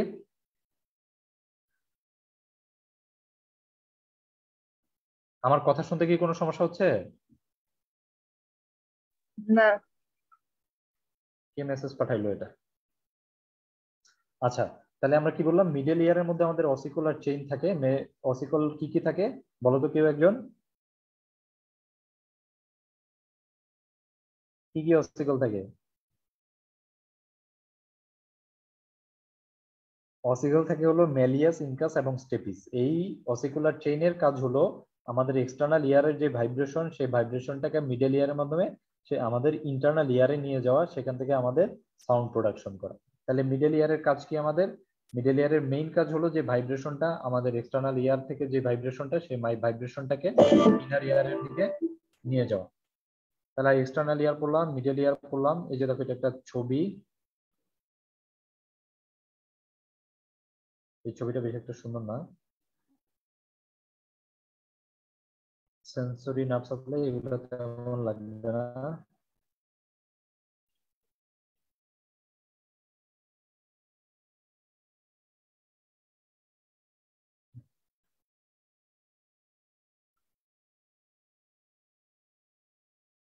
দেখো কিছু ডিজিজ সম্পর্কে আমরা পড়বো এবার। তার মধ্যে প্রথম হলো এক্সটার্নাল ইয়ারের যে ফরেন বডি থাকে। তাহলে খুবই কমন একটা প্রেজেন্টেশন, কানের মধ্যে সবচেয়ে বেশি সমস্যা নেই তোমার কাছে যখন আসবে, সেটা হলো foreign body in the year. Foreign body in the ইয়ার, তাহলে বাইরে থেকে কোনো কিছু একটা ঢুকছে, তাহলে সেটা কি করতে হবে, ফরেন বডি রিমুভাল করতে হবে, খুবই ইম্পর্টেন্ট। তাহলে কি বলছে দেখো, foreign bodies in the ear canal are mostly easily removed at the first attempt by an experienced practitioner with the aid of microscope. একটা মাইক্রোস্কোপ দিয়ে আগে দেখতে হবে কোথায় আছে, তারপরে কি করতে হবে, সেটাকে রিমুভ করতে হবে। অবশ্যই কিভাবে, under general anaesthesia. Under general anaesthesia, general anaesthesia may be required in a children and those with learning difficulties. এটা বলা হয় যে বাচ্চাদের ক্ষেত্রে এবং যারা কমান্ড ফলো করতে পারে না, যারা আনহেল্পফুল তাদের ক্ষেত্রে জেনারেল অ্যানেস্থেসিয়া ব্যবহার করা উচিত। কিন্তু সবচেয়ে আইডিয়াল যে প্রসিডিউর সেটা হলো general anaesthesia. Under general anaesthesia যে কোনো ফরেন বডি রিমুভ করতে হবে। আর বলা হচ্ছে দেখো ব্যাটারিজ এটা একটা কেমিক্যাল সাবস্টেন্স, কানের মধ্যে যদি থাকে সেখানে কি হবে, কেমিক্যাল বার্ন হয়ে যাবে। এই কারণে বলা হয় batteries need to be removed within an hour, অবশ্যই 1 ঘন্টার মধ্যে আমাকে বের করতে হবে। ঠিক আছে, খুবই ইম্পর্টেন্ট, খুবই ইম্পর্টেন্ট। তোমার কাছে তুমি যখন ডাক্তার হবা তোমার কাছে পেশেন্ট গুলো সবচেয়ে বেশি আসবে যেটা কানের রোগী, সেটা হলো ওটাইটিস এক্সটার্না, অর্থাৎ এক্সটার্নাল ইয়ার আমরা যেটা বললাম 3 সেন্টিমিটার লেন্থ, সেই এক্সটার্নাল ইয়ারের যে ইনফেকশন তাকেই বলা হয় ওটাইটিস এক্সটার্না। ঠিক আছে, এই ওটাইটিস এক্সটার্নার দুই ধরনের, একটা হলো ফারাঙ্কুলোসিস এন্ড অটোমাইকোসিস। যখন এক্সটার্নাল ইয়ারের ইনফেকশন অর্থাৎ ওটাইটিস এক্সটার্না ব্যাকটেরিয়াল ইনফেকশন দ্বারা হয় তখন তাকে বলা হয় ফারাঙ্কুলোসিস, এবং যখন এটা ফাঙ্গাল ইনফেকশন হয় তখন এটাকে বলা হয় কি জিনিস, অটোমাইকোসিস। ঠিক আছে, তাহলে এই ট্রিটমেন্টটা আমাকে জানতে হবে। এদের এই যে ওটাইটিস এক্সটার্না হয়, ওটাইটিস এক্সটার্নার কমন অর্গানিজম কি কি দেখো, pseudomonas, staphylococcus, candida and aspergillus. তাহলে আমি বললাম তোমাদেরকে যে এক্সটার্নাল ইয়ারের ইনফেকশনটা দুইটা জিনিস দিয়ে হয়, একটা কি, একটা ব্যাকটেরিয়া দিয়ে হয়, আর এটা কি হয়, আর একটা ফাঙ্গাস দিয়ে হয়। ব্যাকটেরিয়া কি ব্যাকটেরিয়া দিয়ে হয় দেখো, সিডোমোনাস অথবা স্টেফাইলোকক্কাস দিয়ে, এবং কোন ফাঙ্গাস দিয়ে হয়, ক্যান্ডিডা অর অ্যাসপারজিলাস হয়। ঠিক আছে, তাহলে আমাকে ট্রিটমেন্ট করতে হবে। ট্রিটমেন্ট কি, যদি ব্যাকটেরিয়াল ইনফেকশন হয় তখন আমাকে কি দিতে হবে, টপিক্যাল অ্যান্টিবায়োটিক দিতে হবে এবং স্টেরয়েড দিতে হবে। অ্যান্টিবায়োটিক কেন, আমার এই ব্যাকটেরিয়াকে কিল করার জন্য, এবং স্টেরয়েড কি, যেহেতু দেখো এই যে কানটা কেমন সোয়ালেন হয়ে আছে, ইনফ্লামড হয়ে আছে, এই ইনফ্লামেশনটাকে কমানোর জন্য আমাকে কি দিতে হবে, স্টেরয়েড দিতে হবে। ঠিক আছে, আর ফাঙ্গাল ইনফেকশন যদি হয় তখন আমাকে কি করতে হবে, খুব সহজেই বোঝা যায়, যখন তুমি অটোস্কোপিক এক্সামিনেশন করবা, এক্সটার্নাল ইয়ারের ইনফেকশন অটোস্কোপিক এক্সামিনেশন করবা, সেখানে এটা ডিফারেন্সিয়েটেড করা যে এটা কি ফাঙ্গাল ইনফেকশন নাকি এটা তোমার কি ব্যাকটেরিয়াল ইনফেকশন, আগে তো সেটা তোমাকে বুঝতে হবে, তারপরে ট্রিটমেন্ট। তাহলে এটা বোঝার উপায় কি, ফাঙ্গাল ইনফেকশনে কি হয়, আমরা জানি ফাঙ্গাসের কি থাকে, হাইফি থাকে।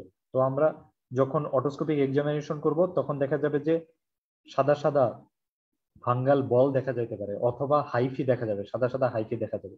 আর ব্যাকটেরিয়াল ইনফেকশনে কি হবে, সাপারেশন হবে, অর্থাৎ পাস সাপারেশন হবে, বেশি বেশি পাস দেখা যাবে।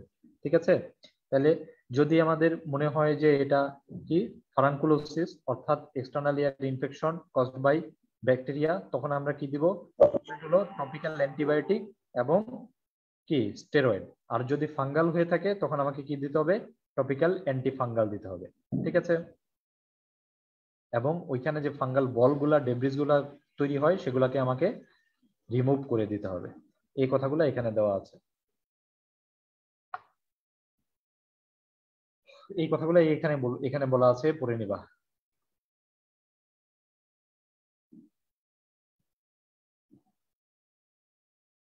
এবার আসো খুবই ইম্পর্টেন্ট আমাদের কানের মধ্যে, সেটা হলো ওটাইটিস মিডিয়া। মিডিয়া মানে হলো মিডল ইয়ার। ঠিক আছে, আমরা এক্সটার্নাল ইয়ারের ইনফেকশন করলাম কি কি, এক্সটার্নাল ইনফেকশন হলো দুইটা, একটা হলো কি বলো একটু, নিজেরা বললে একটু ভালো লাগে। একটা হলো ফারাঙ্কুলোসিস আর একটা হলো অটোমাইকোসিস। ফারাঙ্কুলোসিস হলো যদি ব্যাকটেরিয়া দিয়ে ইনফেকশন হয় সেটাকে বলা হয় ফারাঙ্কুলোসিস, আর যদি ফাঙ্গাস দিয়ে হয় সেটাকে বলা হয় অটোমাইকোসিস। এটা গেল এক্সটার্নাল ইয়ারের। এবার মিডল ইয়ারের ইনফেকশন হতে পারে, তাহলে মিডল ইয়ারের ইনফেকশন যদি অ্যাকিউট ইনফেকশন হয় তাকে বলা হয় অ্যাকিউট ওটাইটিস মিডিয়া, আর সেই ইনফেকশনটা যদি ক্রনিক হয়ে যায় তখন তাকে বলা হয় ক্রনিক সাপোর্টিভ ওটাইটিস মিডিয়া। তাহলে acute otitis media, acute otitis media হলো acute infection of the middle ear. ঠিক আছে, অ্যাকিউট ওটাইটিস মিডিয়া কি বলছে, 70% বাচ্চাদের সবচেয়ে বেশি হয়, কান পচা রোগ কান পাকা রোগ বাচ্চাদের সবচেয়ে বেশি হয়। দেখো কি বলছে, acute otitis media occurs in the 70% of the children by the age of 2 and 90% by the age of 6, অর্থাৎ 6 বছরের মধ্যে বাচ্চা তুমি ওটাইটিস মিডিয়া সবচেয়ে বেশি পাবা।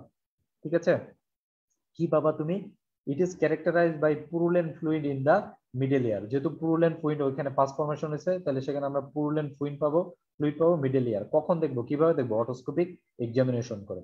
তখন যখন এখানে মিডল ইয়ারের মধ্যে কালেকশন জমে আছে তখন টিম্প্যানিক মেমব্রেনটা কেমন থাকবে, সামনের দিকে রিট্রাক্টেড অর্থাৎ বালজিং হয়ে থাকবে। যখন সাপারেশনটা বেশি হয়ে যাবে তখন কি হবে, টিম্প্যানিক মেমব্রেন রাপচার হয়ে যে মাঝখানের আমার মিডল ইয়ারের যে পুজ গুলো আছে, যে সাপারেশন গুলো আছে, সেই পাসগুলা এখান থেকে বের হয়ে আসবে। ঠিক আছে, এটাকে বলা হয় ASOM অর্থাৎ অ্যাকিউট সাপোর্টিভ ওটাইটিস মিডিয়া। কি দিয়ে হয় এই acute suppurative otitis media? Most common infection organisms are Streptococcus pneumoniae এবং হিমোফিলাস ইনফ্লুয়েঞ্জা। ঠিক আছে, তাহলে যেহেতু ইয়া দিয়ে হচ্ছে ব্যাকটেরিয়াল ইনফেকশন, তখন আমাকে কি করতে হবে? খুবই ইম্পর্টেন্ট, মনে রাখতে হবে। এএসওএম এর ট্রিটমেন্টের মধ্যে দেখো কি বলা হচ্ছে, অ্যানালজেসিক এন্ড অ্যান্টিবায়োটিক এবং সিস্টেমিক অ্যান্টিবায়োটিক। এখানে দেখো লোকাল অ্যান্টিবায়োটিকের কথা বলা হয়নি, এখানে কি দিতে হবে? Systemic antibiotic. Local antibiotic, local drop দেওয়া যাবে না।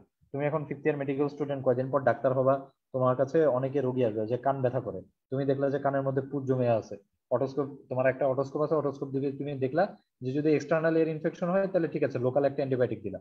কিন্তু তোমার কাছে মনে হলো যে না, এটা একটা অ্যাকিউট সাপোর্টিভ ওটাইটিস মিডিয়া, তুমি দেখলা যে যে টিম্পেনিক মেমব্রেন এটা বালজিং হয়ে আছে এবং ভিতরে পাস জমে আছে, তখন তোমাকে এটা ইয়া দিয়ে কি বলে টপিক্যাল অ্যান্টিবায়োটিক, সে তো যেতেই পারবে না। টপিক্যাল অ্যান্টিবায়োটিক যদি তুমি দাও, সে তো যেতেই পারবে না। কি হবে? তোমার বাধাপ্রাপ্ত হবে টিম্পেনিক মেমব্রেনে। তোমাকে কি করতে হবে? সিস্টেমিক অ্যান্টিবায়োটিক দিয়ে সেই ইনফেকশনটাকে কমাইতে হবে। তাহলে অ্যাকিউট সাপোর্টিভ ওটাইটিস মিডিয়াতে আমরা কখনোই কি দিব না? লোকাল কোনো ড্রপ দিব না, আমরা কি দিব? সিস্টেমিক অ্যান্টিবায়োটিক, সাথে ব্যথা আছে অ্যানালজেসিক দিব, এবং পেশেন্টের জ্বর আসতে পারে অ্যান্টিপাইরেটিক দিতে হবে।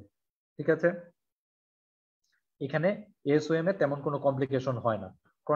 ক্রনিক যেই সিএসওএম, সেখানে আমরা দেখবো বিভিন্ন ধরনের কমপ্লিকেশন আছে, ইন্ট্রাক্রেনিয়াল এবং এক্সট্রাক্রেনিয়াল বিভিন্ন ধরনের কমপ্লিকেশন আছে। এবার খুবই ইম্পর্টেন্ট একটা ডিজিজ, সেটাকে বলা ওটাইটিস মিডিয়া উইথ ইফিউশন, আবার বলা হয় গ্লু ইয়ার। কি জিনিস ওটাইটিস মিডিয়া? আমাকে কেউ বলো, এখন কারো একজন বলতে হবে, বলো আমাদের মিডল ইয়ারের মধ্যে একটা টিউব থাকে, সেই টিউবটার নাম কি? Eustachian tube. হ্যাঁ, very good, Eustachian tube. Eustachian tube drain হয় কোথায়?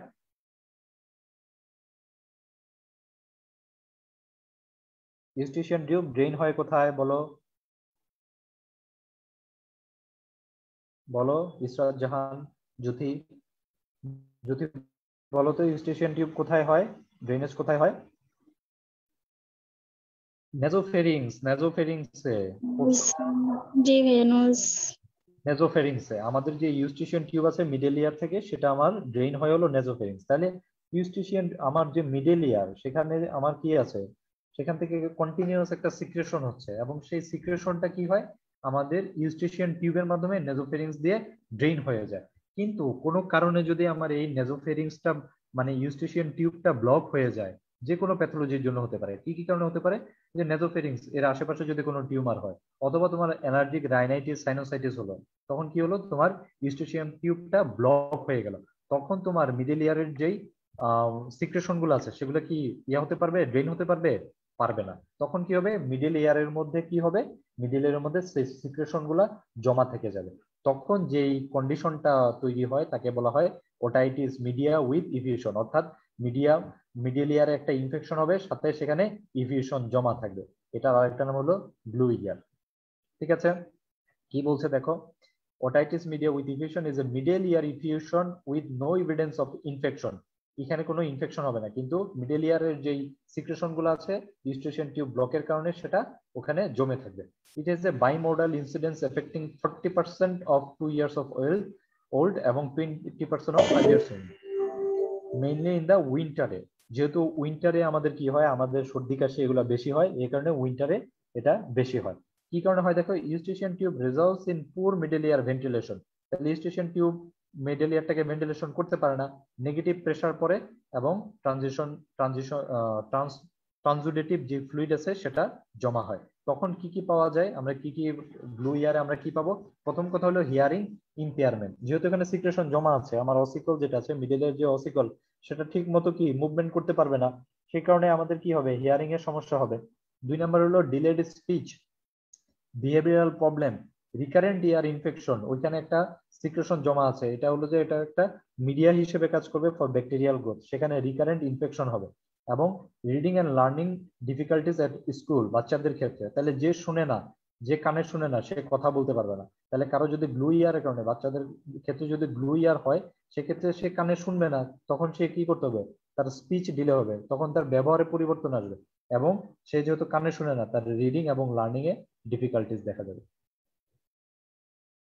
খুবই ইম্পর্টেন্ট এটা ট্রিটমেন্ট, খুব মজার জিনিস। দেখো, in children first presenting with bilateral glue ear 50% will be better within 12 weeks. এটার ট্রিটমেন্ট, 1 নাম্বার ট্রিটমেন্ট হলো wait and see, just wait করা। এই যে দেখো ব্লু ইয়ার দেখো কেমন বাবলের মতো, মিডল ইয়ারের মধ্যে পানি, দেখো পানির মধ্যে কেমন বাবল বাবল জমা জমা হয়ে আছে। তুমি যখন অটোস্কোপ দিয়ে দেখবা খুব সুন্দর করে দেখবা যে এরকম পানির মতো বাবল জমে আছে, খুব সুন্দর দেখা যায় পেশেন্ট গুলা, বাবল জমে আছে। এটার ট্রিটমেন্ট কি? ট্রিটমেন্ট হলো সবচেয়ে ভালো ট্রিটমেন্ট অপশন হলো ওয়েট এন্ড সি। আমি অপেক্ষা করব, জাস্ট ওয়েট করব। ম্যাক্সিমামের ক্ষেত্রে 12 উইকস এর মধ্যে এমনিতেই ভালো হয়ে যায়। কিন্তু যদি না হয় তখন কি হয়? দেখো অটোবেন্ট ডিভাইস পাওয়া যায়, যেটা বলো অটোবেন্ট ডিভাইস। এক নাক বন্ধ করে আরেক নাক যদি আমি চাপ দিয়ে শ্বাস দেই, তখন কি হবে? আমার ইউস্টেশিয়ান টিউবের যে ব্লকটা, সেই ব্লকটা ওপেন হয়ে যাবে। ইউস্টেশিয়ান টিউবের যদি ইউস্টেশিয়ান টিউবের ব্লকটা যদি ওপেন হয়ে যায়, তখন কি হবে? মিডল ইয়ারের আমার যেই কি মিডল ইয়ারের যে রাস্তাটা আছে সেটা ক্লিয়ার হয়ে যাবে, তখন সিক্রেশন গুলা আস্তে আস্তে বাইরে চলে যাবে। তাহলে 1 নাম্বার হলো যে ওয়েট এন্ড সি, 2 নাম্বার হলো অটোবেন্ট ডিভাইস। অটোবেন্ট ডিভাইস ব্যবহার করতে পারি। এছাড়া কি করতে পারি? এই যে দেখো, এটাকে বলা হয় গ্রোমেট ইনসারশন। এখানে আমরা মিডল ইয়ার আমাদের যে টিম্পেনিক মেমব্রেনের মধ্যে ছোট একটা পারফোরেশন করে এখানে একটা রাস্তা করে দিতে পারি। এটাকে বলা হয় গ্রোমেট ইনসারশন। এই ডিভাইসটার নাম হলো গ্রোমেট। তাহলে গ্রোমেটটা যদি আমি এখানে বসাই দিই, তাহলে এটা একটা টানেলের মতো হয়ে গেল। এই যে ছিদ্র, এই ছিদ্র পথে মাঝখানে যে পানিগুলা জমছে সেগুলা আস্তে আস্তে আস্তে আস্তে বের হয়ে যায়। ঠিক আছে? তাহলে এটাকে বলা হয় গ্রোমেট ইনসারশন। 3টা জিনিস আমরা বললাম। একটা হলো ওয়েট এন্ড সি, 12 উইকস এর মধ্যে এমনিতেই 50% এর ক্ষেত্রে ভালো হয়ে যায়। যদি না হয় তখন কি করা হয়? যে অটোবেন্ট ডিভাইস ব্যবহার করা হয়, অথবা তোমার এখানে একটা টিম্পেনিক মেমব্রেন আছে, এখানে একটা ছোট ফুটা করে এখানে আমার কি করা হয়? একটা গ্রোমেট ইনসারশন করা হয়। ঠিক আছে? গ্রোমেট ইনসারশন করলে এই গ্রোমেট থেকে আস্তে আস্তে বের হয়ে যায়।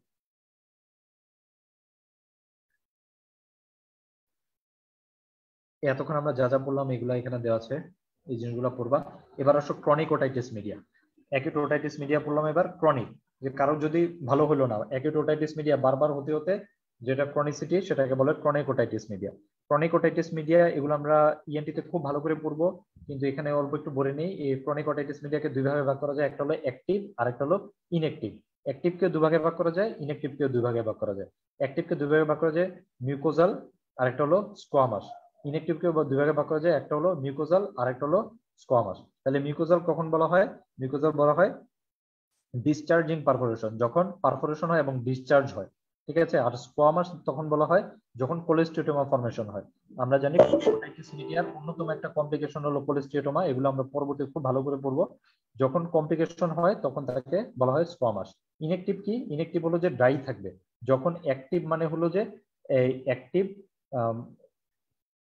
সিক্রেশন থাকবে, অ্যাক্টিভ তোমার কানটা ভেজা থাকবে, ওখান থেকে পাস বের হবে, তখন তাকে বলা হয় অ্যাক্টিভ। যখন কান শুকনা থাকবে, ড্রাই থাকবে, তখন তাকে বলা হয় ইনঅ্যাক্টিভ। এটাও 2 ধরনের, একটা হলো মিউকোজাল আর একটা হলো স্কোয়ামাস। মিউকোজাল হলো ড্রাই পারফোরেশন, আর স্কোয়ামাস মানে হলো ডিস্ট্রাকশন হয় অথবা অ্যাটালেক্টেসিস হয়। এগুলো আমরা পরবর্তীতে বিস্তারিত পড়বো।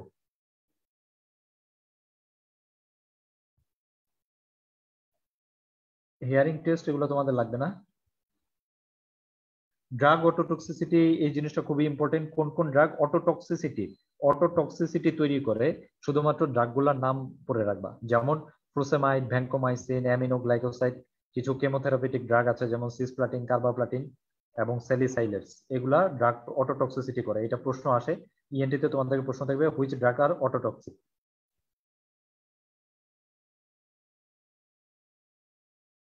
রামসে সিনড্রোম এগুলো তোমাদের এখানে লাগবে না। প্যারানেজাল সাইনাসটা একটু বলে দেই সেপ্টামটা। আমাদের প্যারানেজাল সাইনাসের ড্রেনেজটা আমাদের একটু জানতে হবে। এই যে দেখো, এটা হলো আমাদের নেজাল সেপ্টাম। আমাদের নাকের মাঝখানে যে আমরা সেপ্টামটা দেখি, 2টা নেজাল আমাদের যে অ্যাপারচার আছে তার মাঝখানে একটা কি থাকে? একটা নেজাল সেপ্টাম থাকে। যে নেজাল সেপ্টামটা আমাদের কি দিয়ে তৈরি? অসিও কার্টিলেজ এবং বোন দিয়ে তৈরি। কার্টিলেজকে বলা হয় নেজাল কার্টিলেজ, আর নেজাল যে বোন আছে, যে বনি পার্ট, সেখানে নেজাল বোনটা থাকে। ঠিক আছে? আমাদের এই যে নেজাল সেপ্টাম আছে, নেজাল সেপ্টামের যে ল্যাটারাল ওয়াল, এটা আমাদের জানতে হবে। খুবই ইম্পর্টেন্ট। তোমাদের ইএনটির মধ্যে এটা পড়াবো খুব ভালো করে। এখন একটু দেখে নাও যে আমরা নোজ পড়তেছি, নোজের যে ল্যাটারাল ওয়াল, নোজের যে ল্যাটারাল ওয়াল, নোজের এই ল্যাটারাল ওয়ালে 3টা বনি প্রজেকশন থাকে। নোজের ল্যাটারাল ওয়ালে 3টা বনি প্রজেকশন থাকে। এই bony projection covered by mucous membrane, এদেরকে বলা হয় টার্বিনেট। দেখো উপরের দিকে যে টার্বিনেট অর্থাৎ বনি প্রজেকশনটা থাকে তাকে বলা হয় সুপিরিয়র টার্বিনেট। এই মাঝখানে যে সুপিরিয়র বনি projection covered with mucus membrane এটাকে বলা হয় মিডল টার্বিনেট, এটাকে বলা হয় নিচেরটাকে বলা হয় ইনফিরিয়র টার্বিনেট। তাহলে এই যে বনি প্রজেকশন এদেরকে বলা হচ্ছে টার্বিনেট, এবং এই প্রজেকশনের কারণে এই উপরের দিকে একটা খালি জায়গা তৈরি হলো, মাঝখানে একটা খালি জায়গা তৈরি হলো, নিচের দিকে একটা খালি জায়গা তৈরি হলো, এদেরকে বলা হয় মিয়েটাস। ঠিক আছে, এটাকে বলা হয় সুপিরিয়র মিয়েটাস, এটাকে বলা হয় মিডল মিয়েটাস, নিচেরটাকে বলা হয় ইনফিরিয়র মিয়েটাস। কেন এগুলো বললাম? আমাদের এই ওপেনিং গুলো জানতে হবে। কেউ বলো তো সাইনাস, নেজাল সাইনাস সম্পর্কে জানো? প্যারানেজাল সাইনাস কখনো শুনছো? Frontal sinus, maxillary sinus, sphenoidal sinus, ethmoidal sinus শুনছো কখনো? যে শুনছে স্পাইরাল ইথময়েডাল। হ্যাঁ, ফ্রন্টাল সাইনাস কয়টা বলো তো? ফ্রন্টাল সাইনাস 2টা। সাইনাস গুলার কাজ জানো? সাইনাসের কাজ আচ্ছা আমি বলে দিচ্ছি। তাহলে সাইনাস দেখো আমাদের এখানে সুন্দর করে দেওয়া আছে, দেখো সাইনাসের কাজটা সুন্দর করে দেওয়া আছে। আগে সাইনাসটা সাইনাসের আমরা ফাংশনটা একটু দেখি।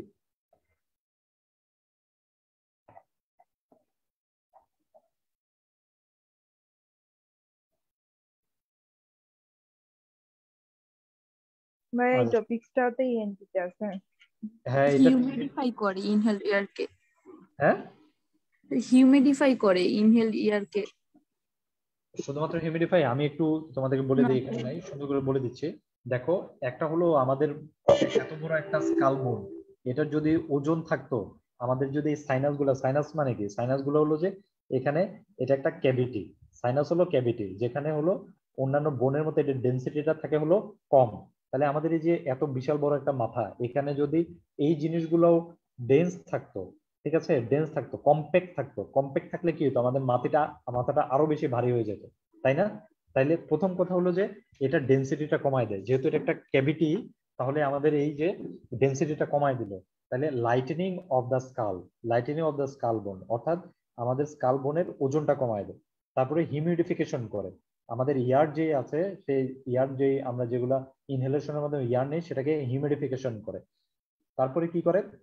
রেজোনেন্স, আমাদের যে ভোকাল রেজোনেন্স, আমাদের যে শব্দ তৈরি হয় ভোকাল রেজোনেন্সটাকে এরা সুন্দর করে। তাহলে এরা একটা cavity line by mucous membrane, তাহলে মিউকাস মেমব্রেন যেহেতু এরা কাভার্ড থাকে, এদের কাজ কি হবে? অল টাইম এদের একটা সিক্রেশন হয়, তাই না? এই সিক্রেশনটা সবসময় ড্রেইন হয়ে যায়, ঠিক আছে? যেমন আমাদের ফ্রন্টাল সাইনাস কয়টা? 2টা ফ্রন্টাল সাইনাস। ম্যাক্সিলারি সাইনাস থাকে 2টা ম্যাক্সিলারি সাইনাস থাকে। ইথময়েডাল এবং স্ফেনোইডাল সাইনাস অনেকগুলা থাকে, 9 ইথময়েডাল সাইনাস 9টা 10টা, 9টা গ্রুপ 10টা গ্রুপ থাকতে পারে।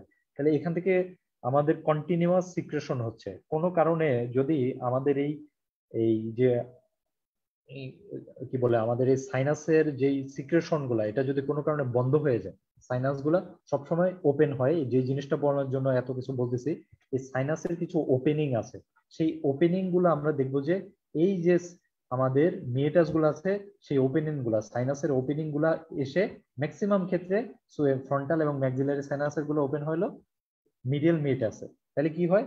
এটা যদি পোটেন্ট থাকে, ওদের যে সিক্রেশনটা তৈরি হচ্ছে আমাদের এই সাইনাসের যেই পোর্টটা সেটা যদি পোটেন্ট থাকে তখন ড্রেইন হয়ে যায়। কিন্তু যদি ব্লকেজ হয়ে যায় তখন কি হয়? সেখানে সিক্রেশন গুলো জমা হয়ে যায়, সেখানে ব্যাকটেরিয়ার একটা গ্রোথ হয় এবং সেখানে একটা ব্যাকটেরিয়াল ইনফেকশন হয়, যেটাকে বলা হয় কি বলতো? কি বলা হয়? সাইনোসাইটিস। সাইনোসাইটিস। সাইনাসের ইনফ্লামেশন, সাইনাসের ইনফেকশন, তাহলে এটাকে কি বলা হয়? সাইনাসের ইনফেকশনকে বলা হয় সাইনোসাইটিস। তো এই কথাগুলো কেন বলার জন্য বলতেছি, দেখো আমরা বললাম যে আমরা পড়তেছি নোজ, নোজের কি কোন ওয়াল? ল্যাটারাল ওয়াল। ল্যাটারাল ওয়ালে আমরা কি পড়লাম? একটা বনি প্রজেকশন, 3টা সুপিরিয়র, মিডল এবং ইনফিরিয়র। বনি প্রজেকশন গুলাকে বলা হয় turbinate, superior turbinate, middle turbinate এবং ইনফিরিয়র টার্বিনেট। মাঝখানে যে জায়গাগুলো তাকে কি বলা হয়? মিয়েটাস। এখন এই কথাগুলো বলার কি কারণ দেখো, the septum consist of anterior quadrilateral cartilage. আমরা সেপ্টাম বললাম যে কি, এটা একটা অসিও কার্টিলেজিনাস স্ট্রাকচার যেখানে কি থাকে? কার্টিলেজ থাকে এবং বোন থাকে। কার্টিলেজটাকে কি বলা হয়? কোয়াড্রিল্যাটারাল একটা কার্টিলেজ থাকে আর বোন থাকে। এই বোনটা, বনি পার্টটা কি কি দিয়ে তৈরি হয়? পারপেন্ডিকুলার প্লেট অফ ইথময়েড বোন এবং ভোমার বোন। এই যে ল্যাটারাল ওয়ালটা কি তৈরি হয়? কন্টেইন দ্য সুপিরিয়র, মিডল এবং ইনফেরিয়র টার্বিনেট, যেটা বললাম সুপিরিয়র টার্বিনেট, মিডল টার্বিনেট এবং inferior turbinate, which warm and moisten the nasal air flow. There are paired, কি কি পেয়ার্ড? ফ্রন্টাল সাইনাস থাকে পেয়ার্ড দুইটা, স্টেনয়েডাল, ম্যাক্সিলারি এবং anterior and posterior ethmoidal sinus. The anterior nasal sinuses অর্থাৎ frontal, maxillary and anterior ethmoid drain into the middle meatus. তাহলে দেখো এই যে মিডল মিয়েটাস এখানে কি ওপেন করতেছে? দেখো ফ্রন্টাল, ম্যাক্সিলারি এবং কি অ্যান্টেরিয়র ইথময়েডাল যে আমাদের কি আছে সাইনাস, সেই সাইনাস গুলা ড্রেন করে কোথায় বলো? মিডল মিয়েটাসে কি ড্রেন করতেছে তাহলে? ফ্রন্টাল সাইনাস, ম্যাক্সিলারি সাইনাস এবং কোন সাইনাস? Anterior ethmoidal sinus. বুঝতেছো আমার কথা? বুঝা যাচ্ছে? জি ভাইয়া। জিনিসটা বুঝতে পারছো তো? আমাদের যে ফ্রন্টাল সাইনাস, ম্যাক্সিলারি সাইনাস এবং anterior group of ethmoidal sinus, সেগুলো ড্রেন হয় কোথায়? কোন মিয়েটাসে? কোন মিয়েটাসে বলো? মিডল মিয়েটাস। মিডল মিয়েটাসে। এবং দ্য পোস্টেরিয়র, দেখো পোস্টেরিয়র ইথময়েডাল, এই যে অ্যান্টেরিয়র ইথময়েডাল এখানে চলে গেল, পোস্টেরিয়র ইথময়েডাল এবং স্ফেনোয়েডাল যে সাইনাস গুলো আছে সেটা কোথায় ড্রেন হচ্ছে? সুপিরিয়র মিয়েটাসে। ঠিক আছে, এটা খুবই ইম্পর্টেন্ট প্রশ্ন। পোস্টেরিয়র ইথময়েডাল সাইনাসেস এবং স্ফেনোয়েডাল সাইনাসেস কোথায় ড্রেন হচ্ছে? স্ফেনোয়েডাল সুপিরিয়র মিয়েটাসে। ঠিক আছে, খুবই ইম্পর্টেন্ট।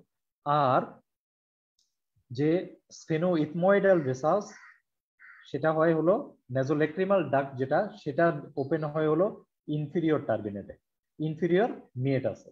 নেজোল্যাক্রিমাল ডাক্ট ওপেন হয় হলো ইনফেরিয়র মিয়েটাস। তাহলে আমরা তিনটা মিয়েটাস করলাম, সুপিরিয়র মিয়েটাস, মিডল মিয়েটাস এবং ইনফেরিয়র মিয়েটাস। কোনটাতে কি হয়, কোনটাতে কি ড্রেন করে একটু বলো তো, একজন বলো। সুপিরিয়র মিডল মিয়েটাসে কি কি হচ্ছে? Frontal sinus, frontal sinus, maxillary sinus, anterior ethmoidal sinus. Anterior ethmoidal sinus. Superior মিয়েটাসে কি কি? হচ্ছে পোস্টেরিয়র ইথময়েডাল সাইনাস আর হচ্ছে স্ফেনোইডাল সাইনাস।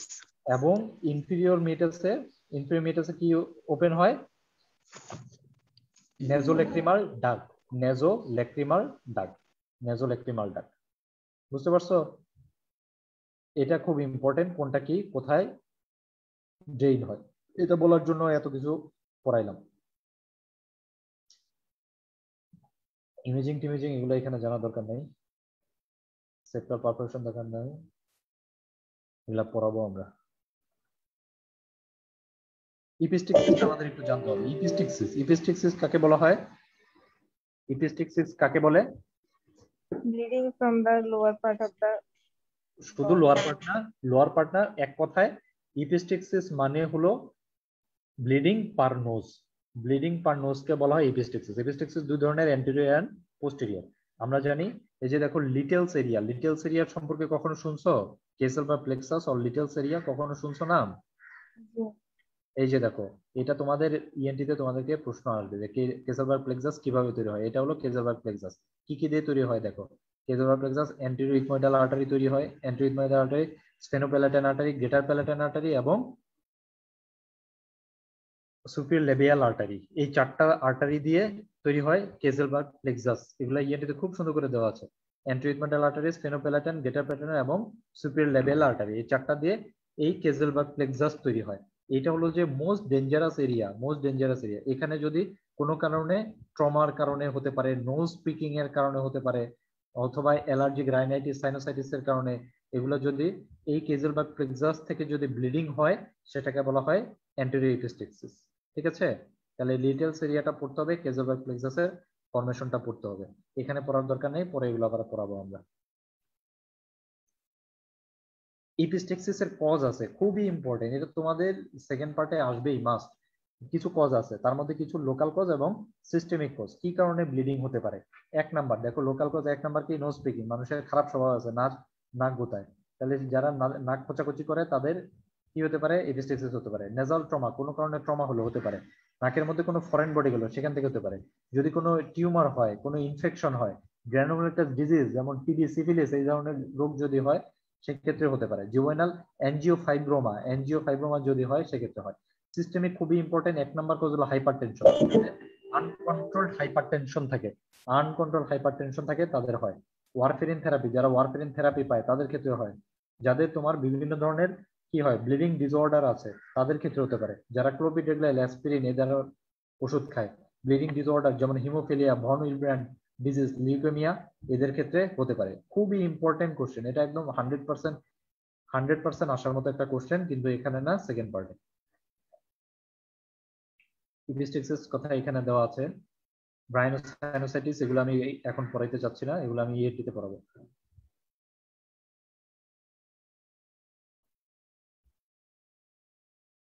ক্রনিক রাইনোসাইনোসাইটিস এগুলো পড়াচ্ছি না এখন।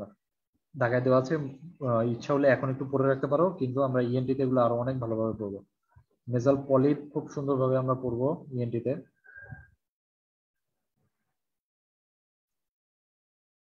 Larynx and pharynx and neck অ্যানাটমিতে একটু দেখে নিতে পারো। ফ্যারিংস কে 3 ভাগে ভাগ করা যায়, নেজোফেরিংস, ওরোফেরিংস এন্ড ল্যারিঙ্গোফেরিংস।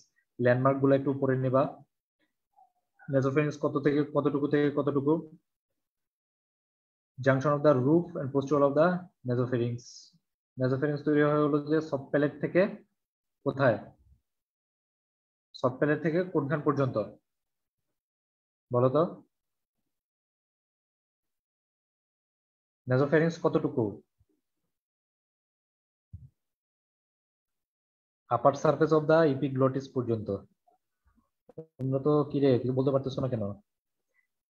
নেজোফেরিংসে খুব ইম্পর্টেন্ট একটা আমাদের লিম্ফয়েড স্ট্রাকচার থাকে, তাকে বলা হয় ভালডিয়ার্স রিং। কি কি নোট থাকে এগুলো আমরা এখন পড়াবো না, পরে পড়াবো। ভালডিয়ার্স রিং, নেজোফেরিংস এর মধ্যে কতগুলা লিম্ফয়েড স্ট্রাকচার থাকে, হ্যাঁ, সেটাকে একত্রে বলা হয় ভালডিয়ার্স রিং। এগুলো আমরা ইএনটিতে পড়বো, জেনারেল সার্জারিতে এগুলো তোমাদের আসবে না, এখান থেকে কোনো প্রশ্ন হয় না। ফ্যারিঞ্জিয়াল পাউচ, ফ্যারিঞ্জিয়াল স্পেস এগুলো আমরা পরে পড়বো। ল্যারিঞ্জিয়াল কার্টিলেজ, পেয়ার্ড আনপেয়ার্ড এগুলো আমরা পরে পড়বো, এগুলো লাগবে না তোমাদের এখন। ফাংশন অফ দ্য ল্যারিংস এগুলো আমরা খুব সুন্দর করে পড়বো।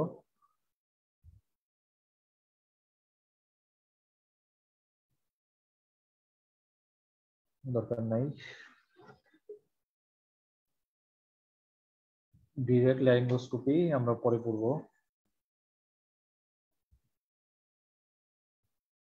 এনলার্জড অ্যাডেনয়েড, এটা একটু পড়াই দিই আমি।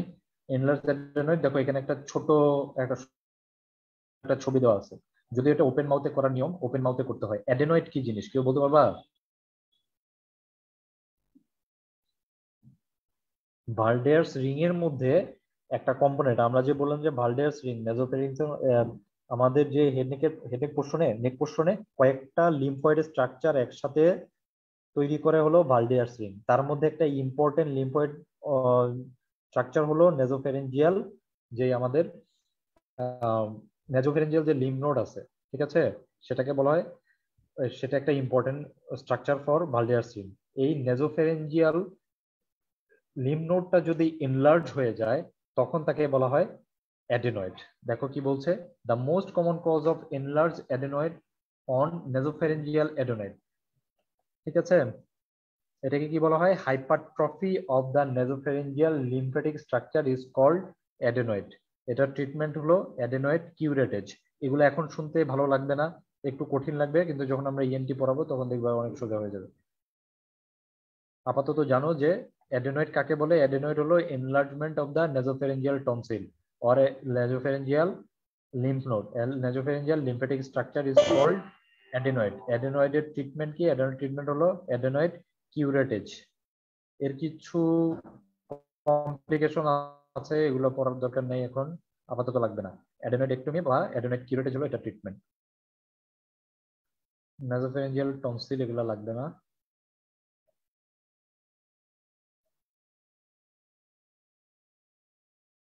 টনসিলাইটিস আমরা পড়াবো ইএনটিতে।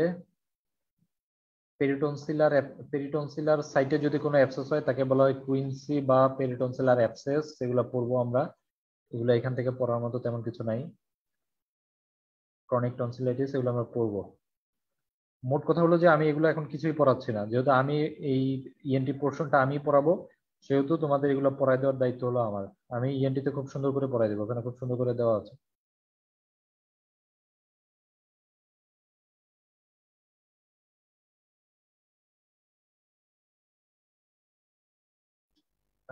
লাগে না।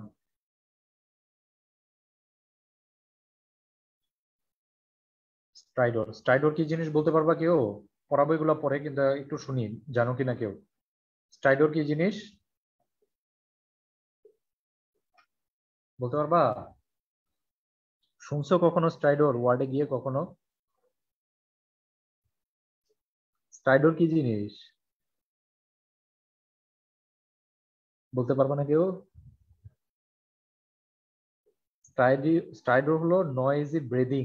যখন কেউ ব্রেদিং করে, কারো যদি কোনো প্যাথোলজি থাকে, যেমন কি কি কারণে হয় দেখো, ফরেন বডি, যদি তোমার ইপিগ্লোটিসের মধ্যে কোনো ফরেন বডি ঢোকে, অথবা ইপিগ্লোটাইটিস হয়, অথবা কি হয় কোনো কারণে অবস্ট্রাকশন একটা হলো, হ্যাঁ, একটা তোমার ট্রাকিয়াল একটা টিউমার হলো, একটা ক্যান্সার হলো, তখন কি হবে, ভোকাল কর্ডকে সে প্রেস করে রাখবে, তখন কি হবে, তখন সে ঠিক মতো ইন্সপিরেশন করতে পারবে না, তখন একটা নয়েজি একটা ব্রিদিং হবে, শো শো করে একটা আওয়াজ হবে, তাকে বলা হয় স্ট্রাইডর। স্ট্রাইডরের কজগুলো একটু পড়তে হবে, এখান থেকে লাগবে না, এগুলা ইএনটি বইয়ে অনেক সুন্দর করে দেওয়া আছে। পেডিয়াট্রিক স্ট্রাইডরের কজগুলো দেওয়া আছে, একটু পড়ে নেবা, এখানে সব দাগাই দিছে আমি, তারপরে এই বই থেকে তেমন কিছু একটা পড়া লাগবে না। ট্রাকিওস্টোমির ইন্ডিকেশন, ট্রাকিওস্টোমি কি জিনিস, ট্রাকিওস্টোমি কি জিনিস বলো কেউ একজন, বলতে পারবা ট্রাকিওস্টোমি কি জিনিস?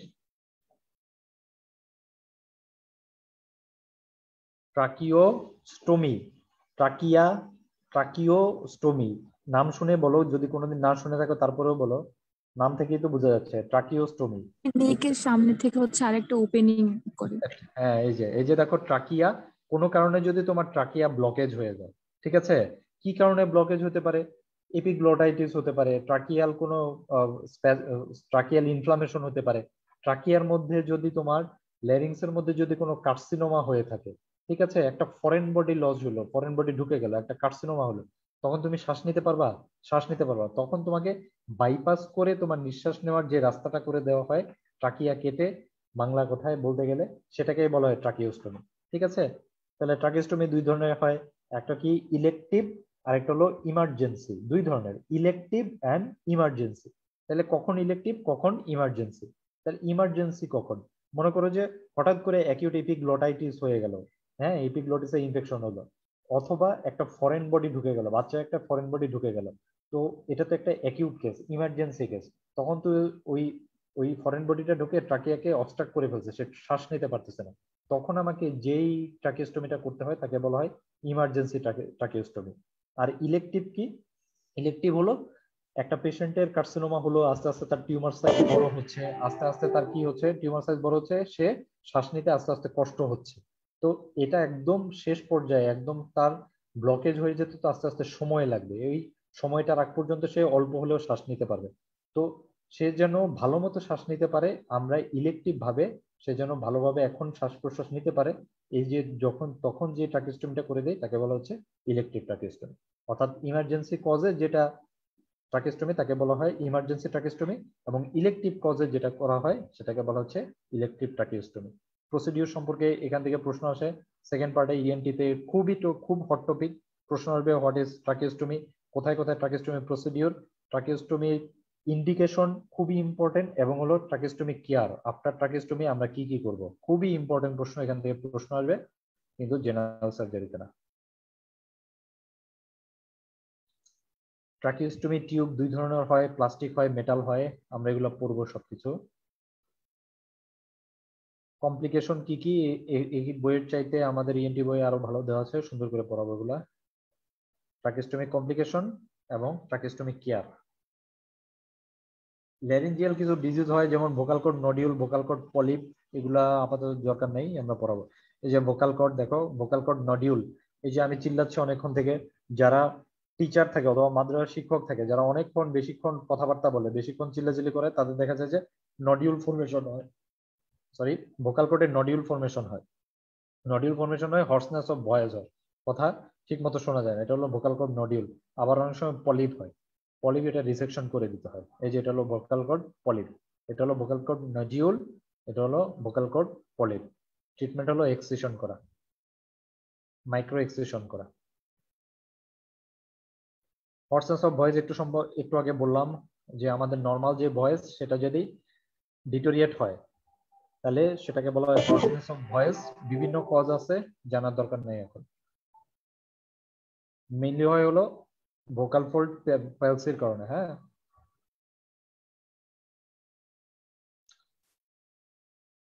এগুলো পড়বো না আমরা এখন। ল্যারিঞ্জিয়াল কার্সিনোমার দরকার নাই।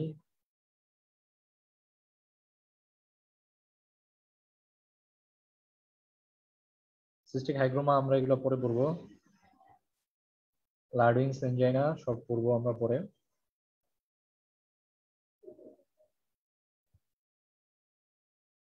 নেক ডিসেকশন কঠিন জিনিস, তোমাদের এখন লাগবে না, ইএনটিতে পড়াবো। ওরাল ক্যাভিটি, ওরাল ক্যাভিটি তেমন কিছু নাই।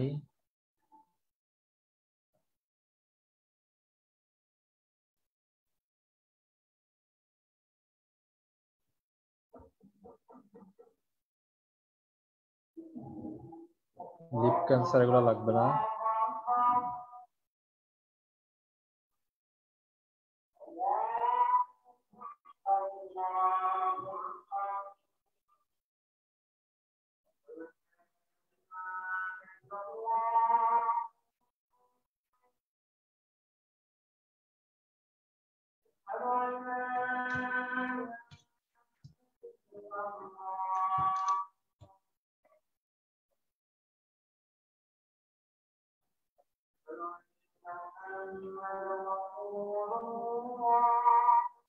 স্যালাইভারি গ্ল্যান্ডস, স্যালাইভারি গ্ল্যান্ডসও তোমাদের ইএনটির পার্ট, এখান থেকেও তেমন কিছু পড়াবো না। একটু জানো শুধু কয়টা থাকে স্যালাইভারি গ্ল্যান্ডস আমাদের, কয়টা থাকে? দুইটা প্যারোটিড গ্ল্যান্ড থাকে, দুইটা সাবম্যান্ডিবুলার গ্ল্যান্ড থাকে, দুইটা সাবলিঙ্গুয়াল গ্ল্যান্ড থাকে। স্যালাইভারি গ্ল্যান্ডকে দুই ভাগে ভাগ করা হয়, একটা হলো মেজর স্যালাইভারি গ্ল্যান্ড আর একটা হলো minor salivary gland. Major salivary glands হলো 2 pair of parotid gland, sorry 2 pair না, 1 পেয়ার অফ প্যারোটিড গ্ল্যান্ড, অর্থাৎ হলো দুইটা প্যারোটিড গ্ল্যান্ড। তারপর হলো 1 pair of submandibular gland and 1 pair of sublingual gland. এগুলো হলো মেজর স্যালাইভারি গ্ল্যান্ড। আর মাইনর স্যালাইভারি গ্ল্যান্ড থাকে সারা আমাদের ওরাল ক্যাভিটিতে প্রায় 800-র মতো মাইনর স্যালাইভারি গ্ল্যান্ড থাকে। এটা একটু জানো আপাতত।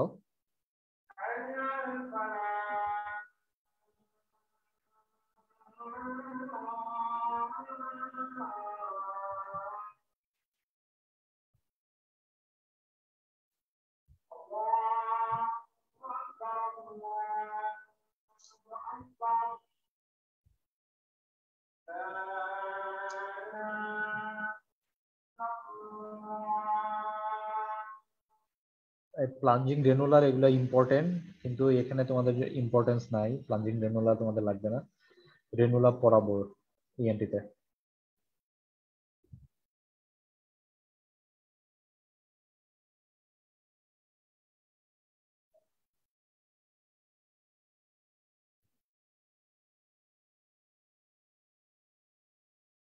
এগুলো লাগবে না।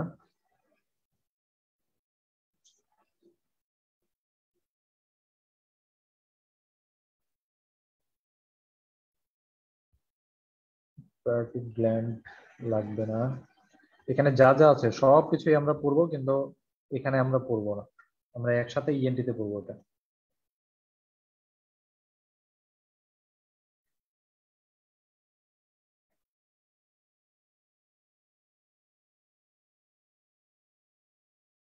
সায়ালোলিথিয়াসিস এই জিনিসটা একটু পড়াই দেই, এটা ওই বই পাওয়া যাবে না। সায়ালোলিথিয়াসিস হলো কি জিনিস? Stone formation. ঠিক আছে, আমাদের যে গ্ল্যান্ড গুলো আছে, আমাদের যেই স্যালাইভারি গ্ল্যান্ড আছে, স্যালাইভারি গ্ল্যান্ডের ডাক্টের মধ্যে যদি স্টোন ফরমেশন হয় তাহলে স্টোন ফরমেশন কি হবে? আমাদের স্যালাইভারি যেই ফ্লোটা আছে সেটা বন্ধ হয়ে যাবে। তো এই স্টোন ফরমেশন হওয়ার যে প্রসেসটা তাকে বলা হচ্ছে সায়ালোলিথিয়াসিস। এটা সাধারণত কোথায় হয়? Less common in parotid gland. Parotid গ্ল্যান্ডে এটা হয় না, কিন্তু কোন গ্ল্যান্ডে হয়? সাবম্যান্ডিবুলার গ্ল্যান্ডে। 80% ক্ষেত্রে এই সায়ালোলিথিয়াসিসটা হয় হলো সাবম্যান্ডিবুলার গ্ল্যান্ডে।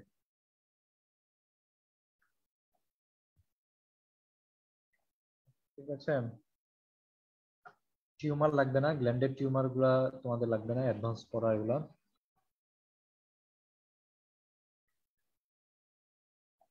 প্যারোটিডেক্টমি লাগবে না।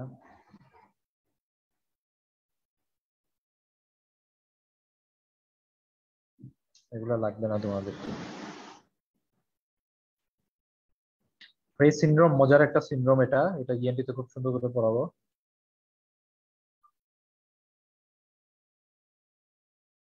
জগরেন সিনড্রোম এগুলো পরে পড়াবো, এখন পড়াবো না। জেরোস্টোমিয়া এগুলো পরে পড়াবো। ঠিক আছে, আজকে আমাদের ক্লাস মোটামুটি শেষ। কারো কোনো কথা আছে?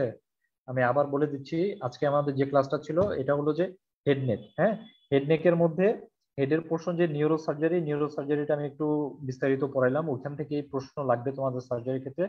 কিন্তু জেনারেল সার্জারিতে নেক, আইএনটির যে পোর্শন গুলো আছে, যেমন এখানে তোমার কি আছে, আই আছে এবং নেক আছে এবং ইয়ার আছে, নোজ আছে, এই পার্ট গুলা আমরা সবগুলা ইএনটি তে পড়বো। তো এখানে আমি পড়ায় শুধু শুধু সময় নষ্ট করলাম না।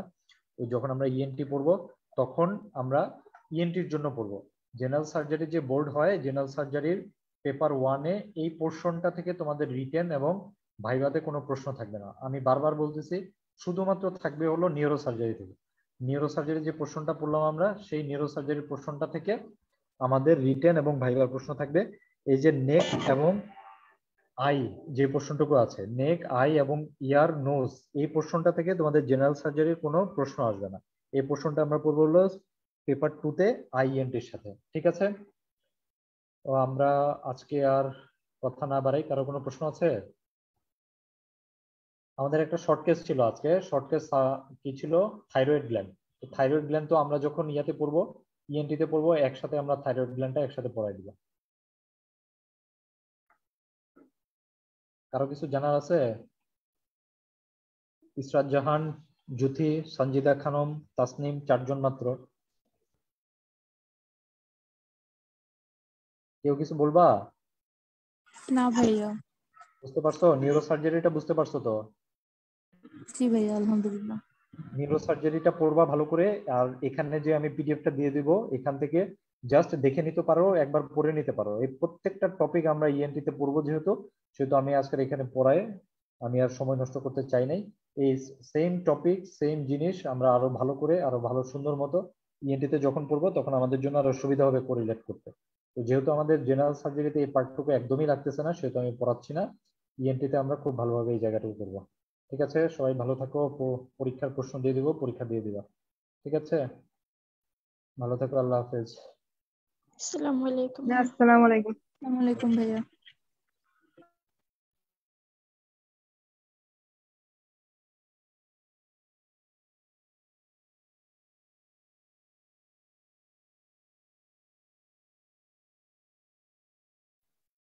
ইব্রাহিম ভাই,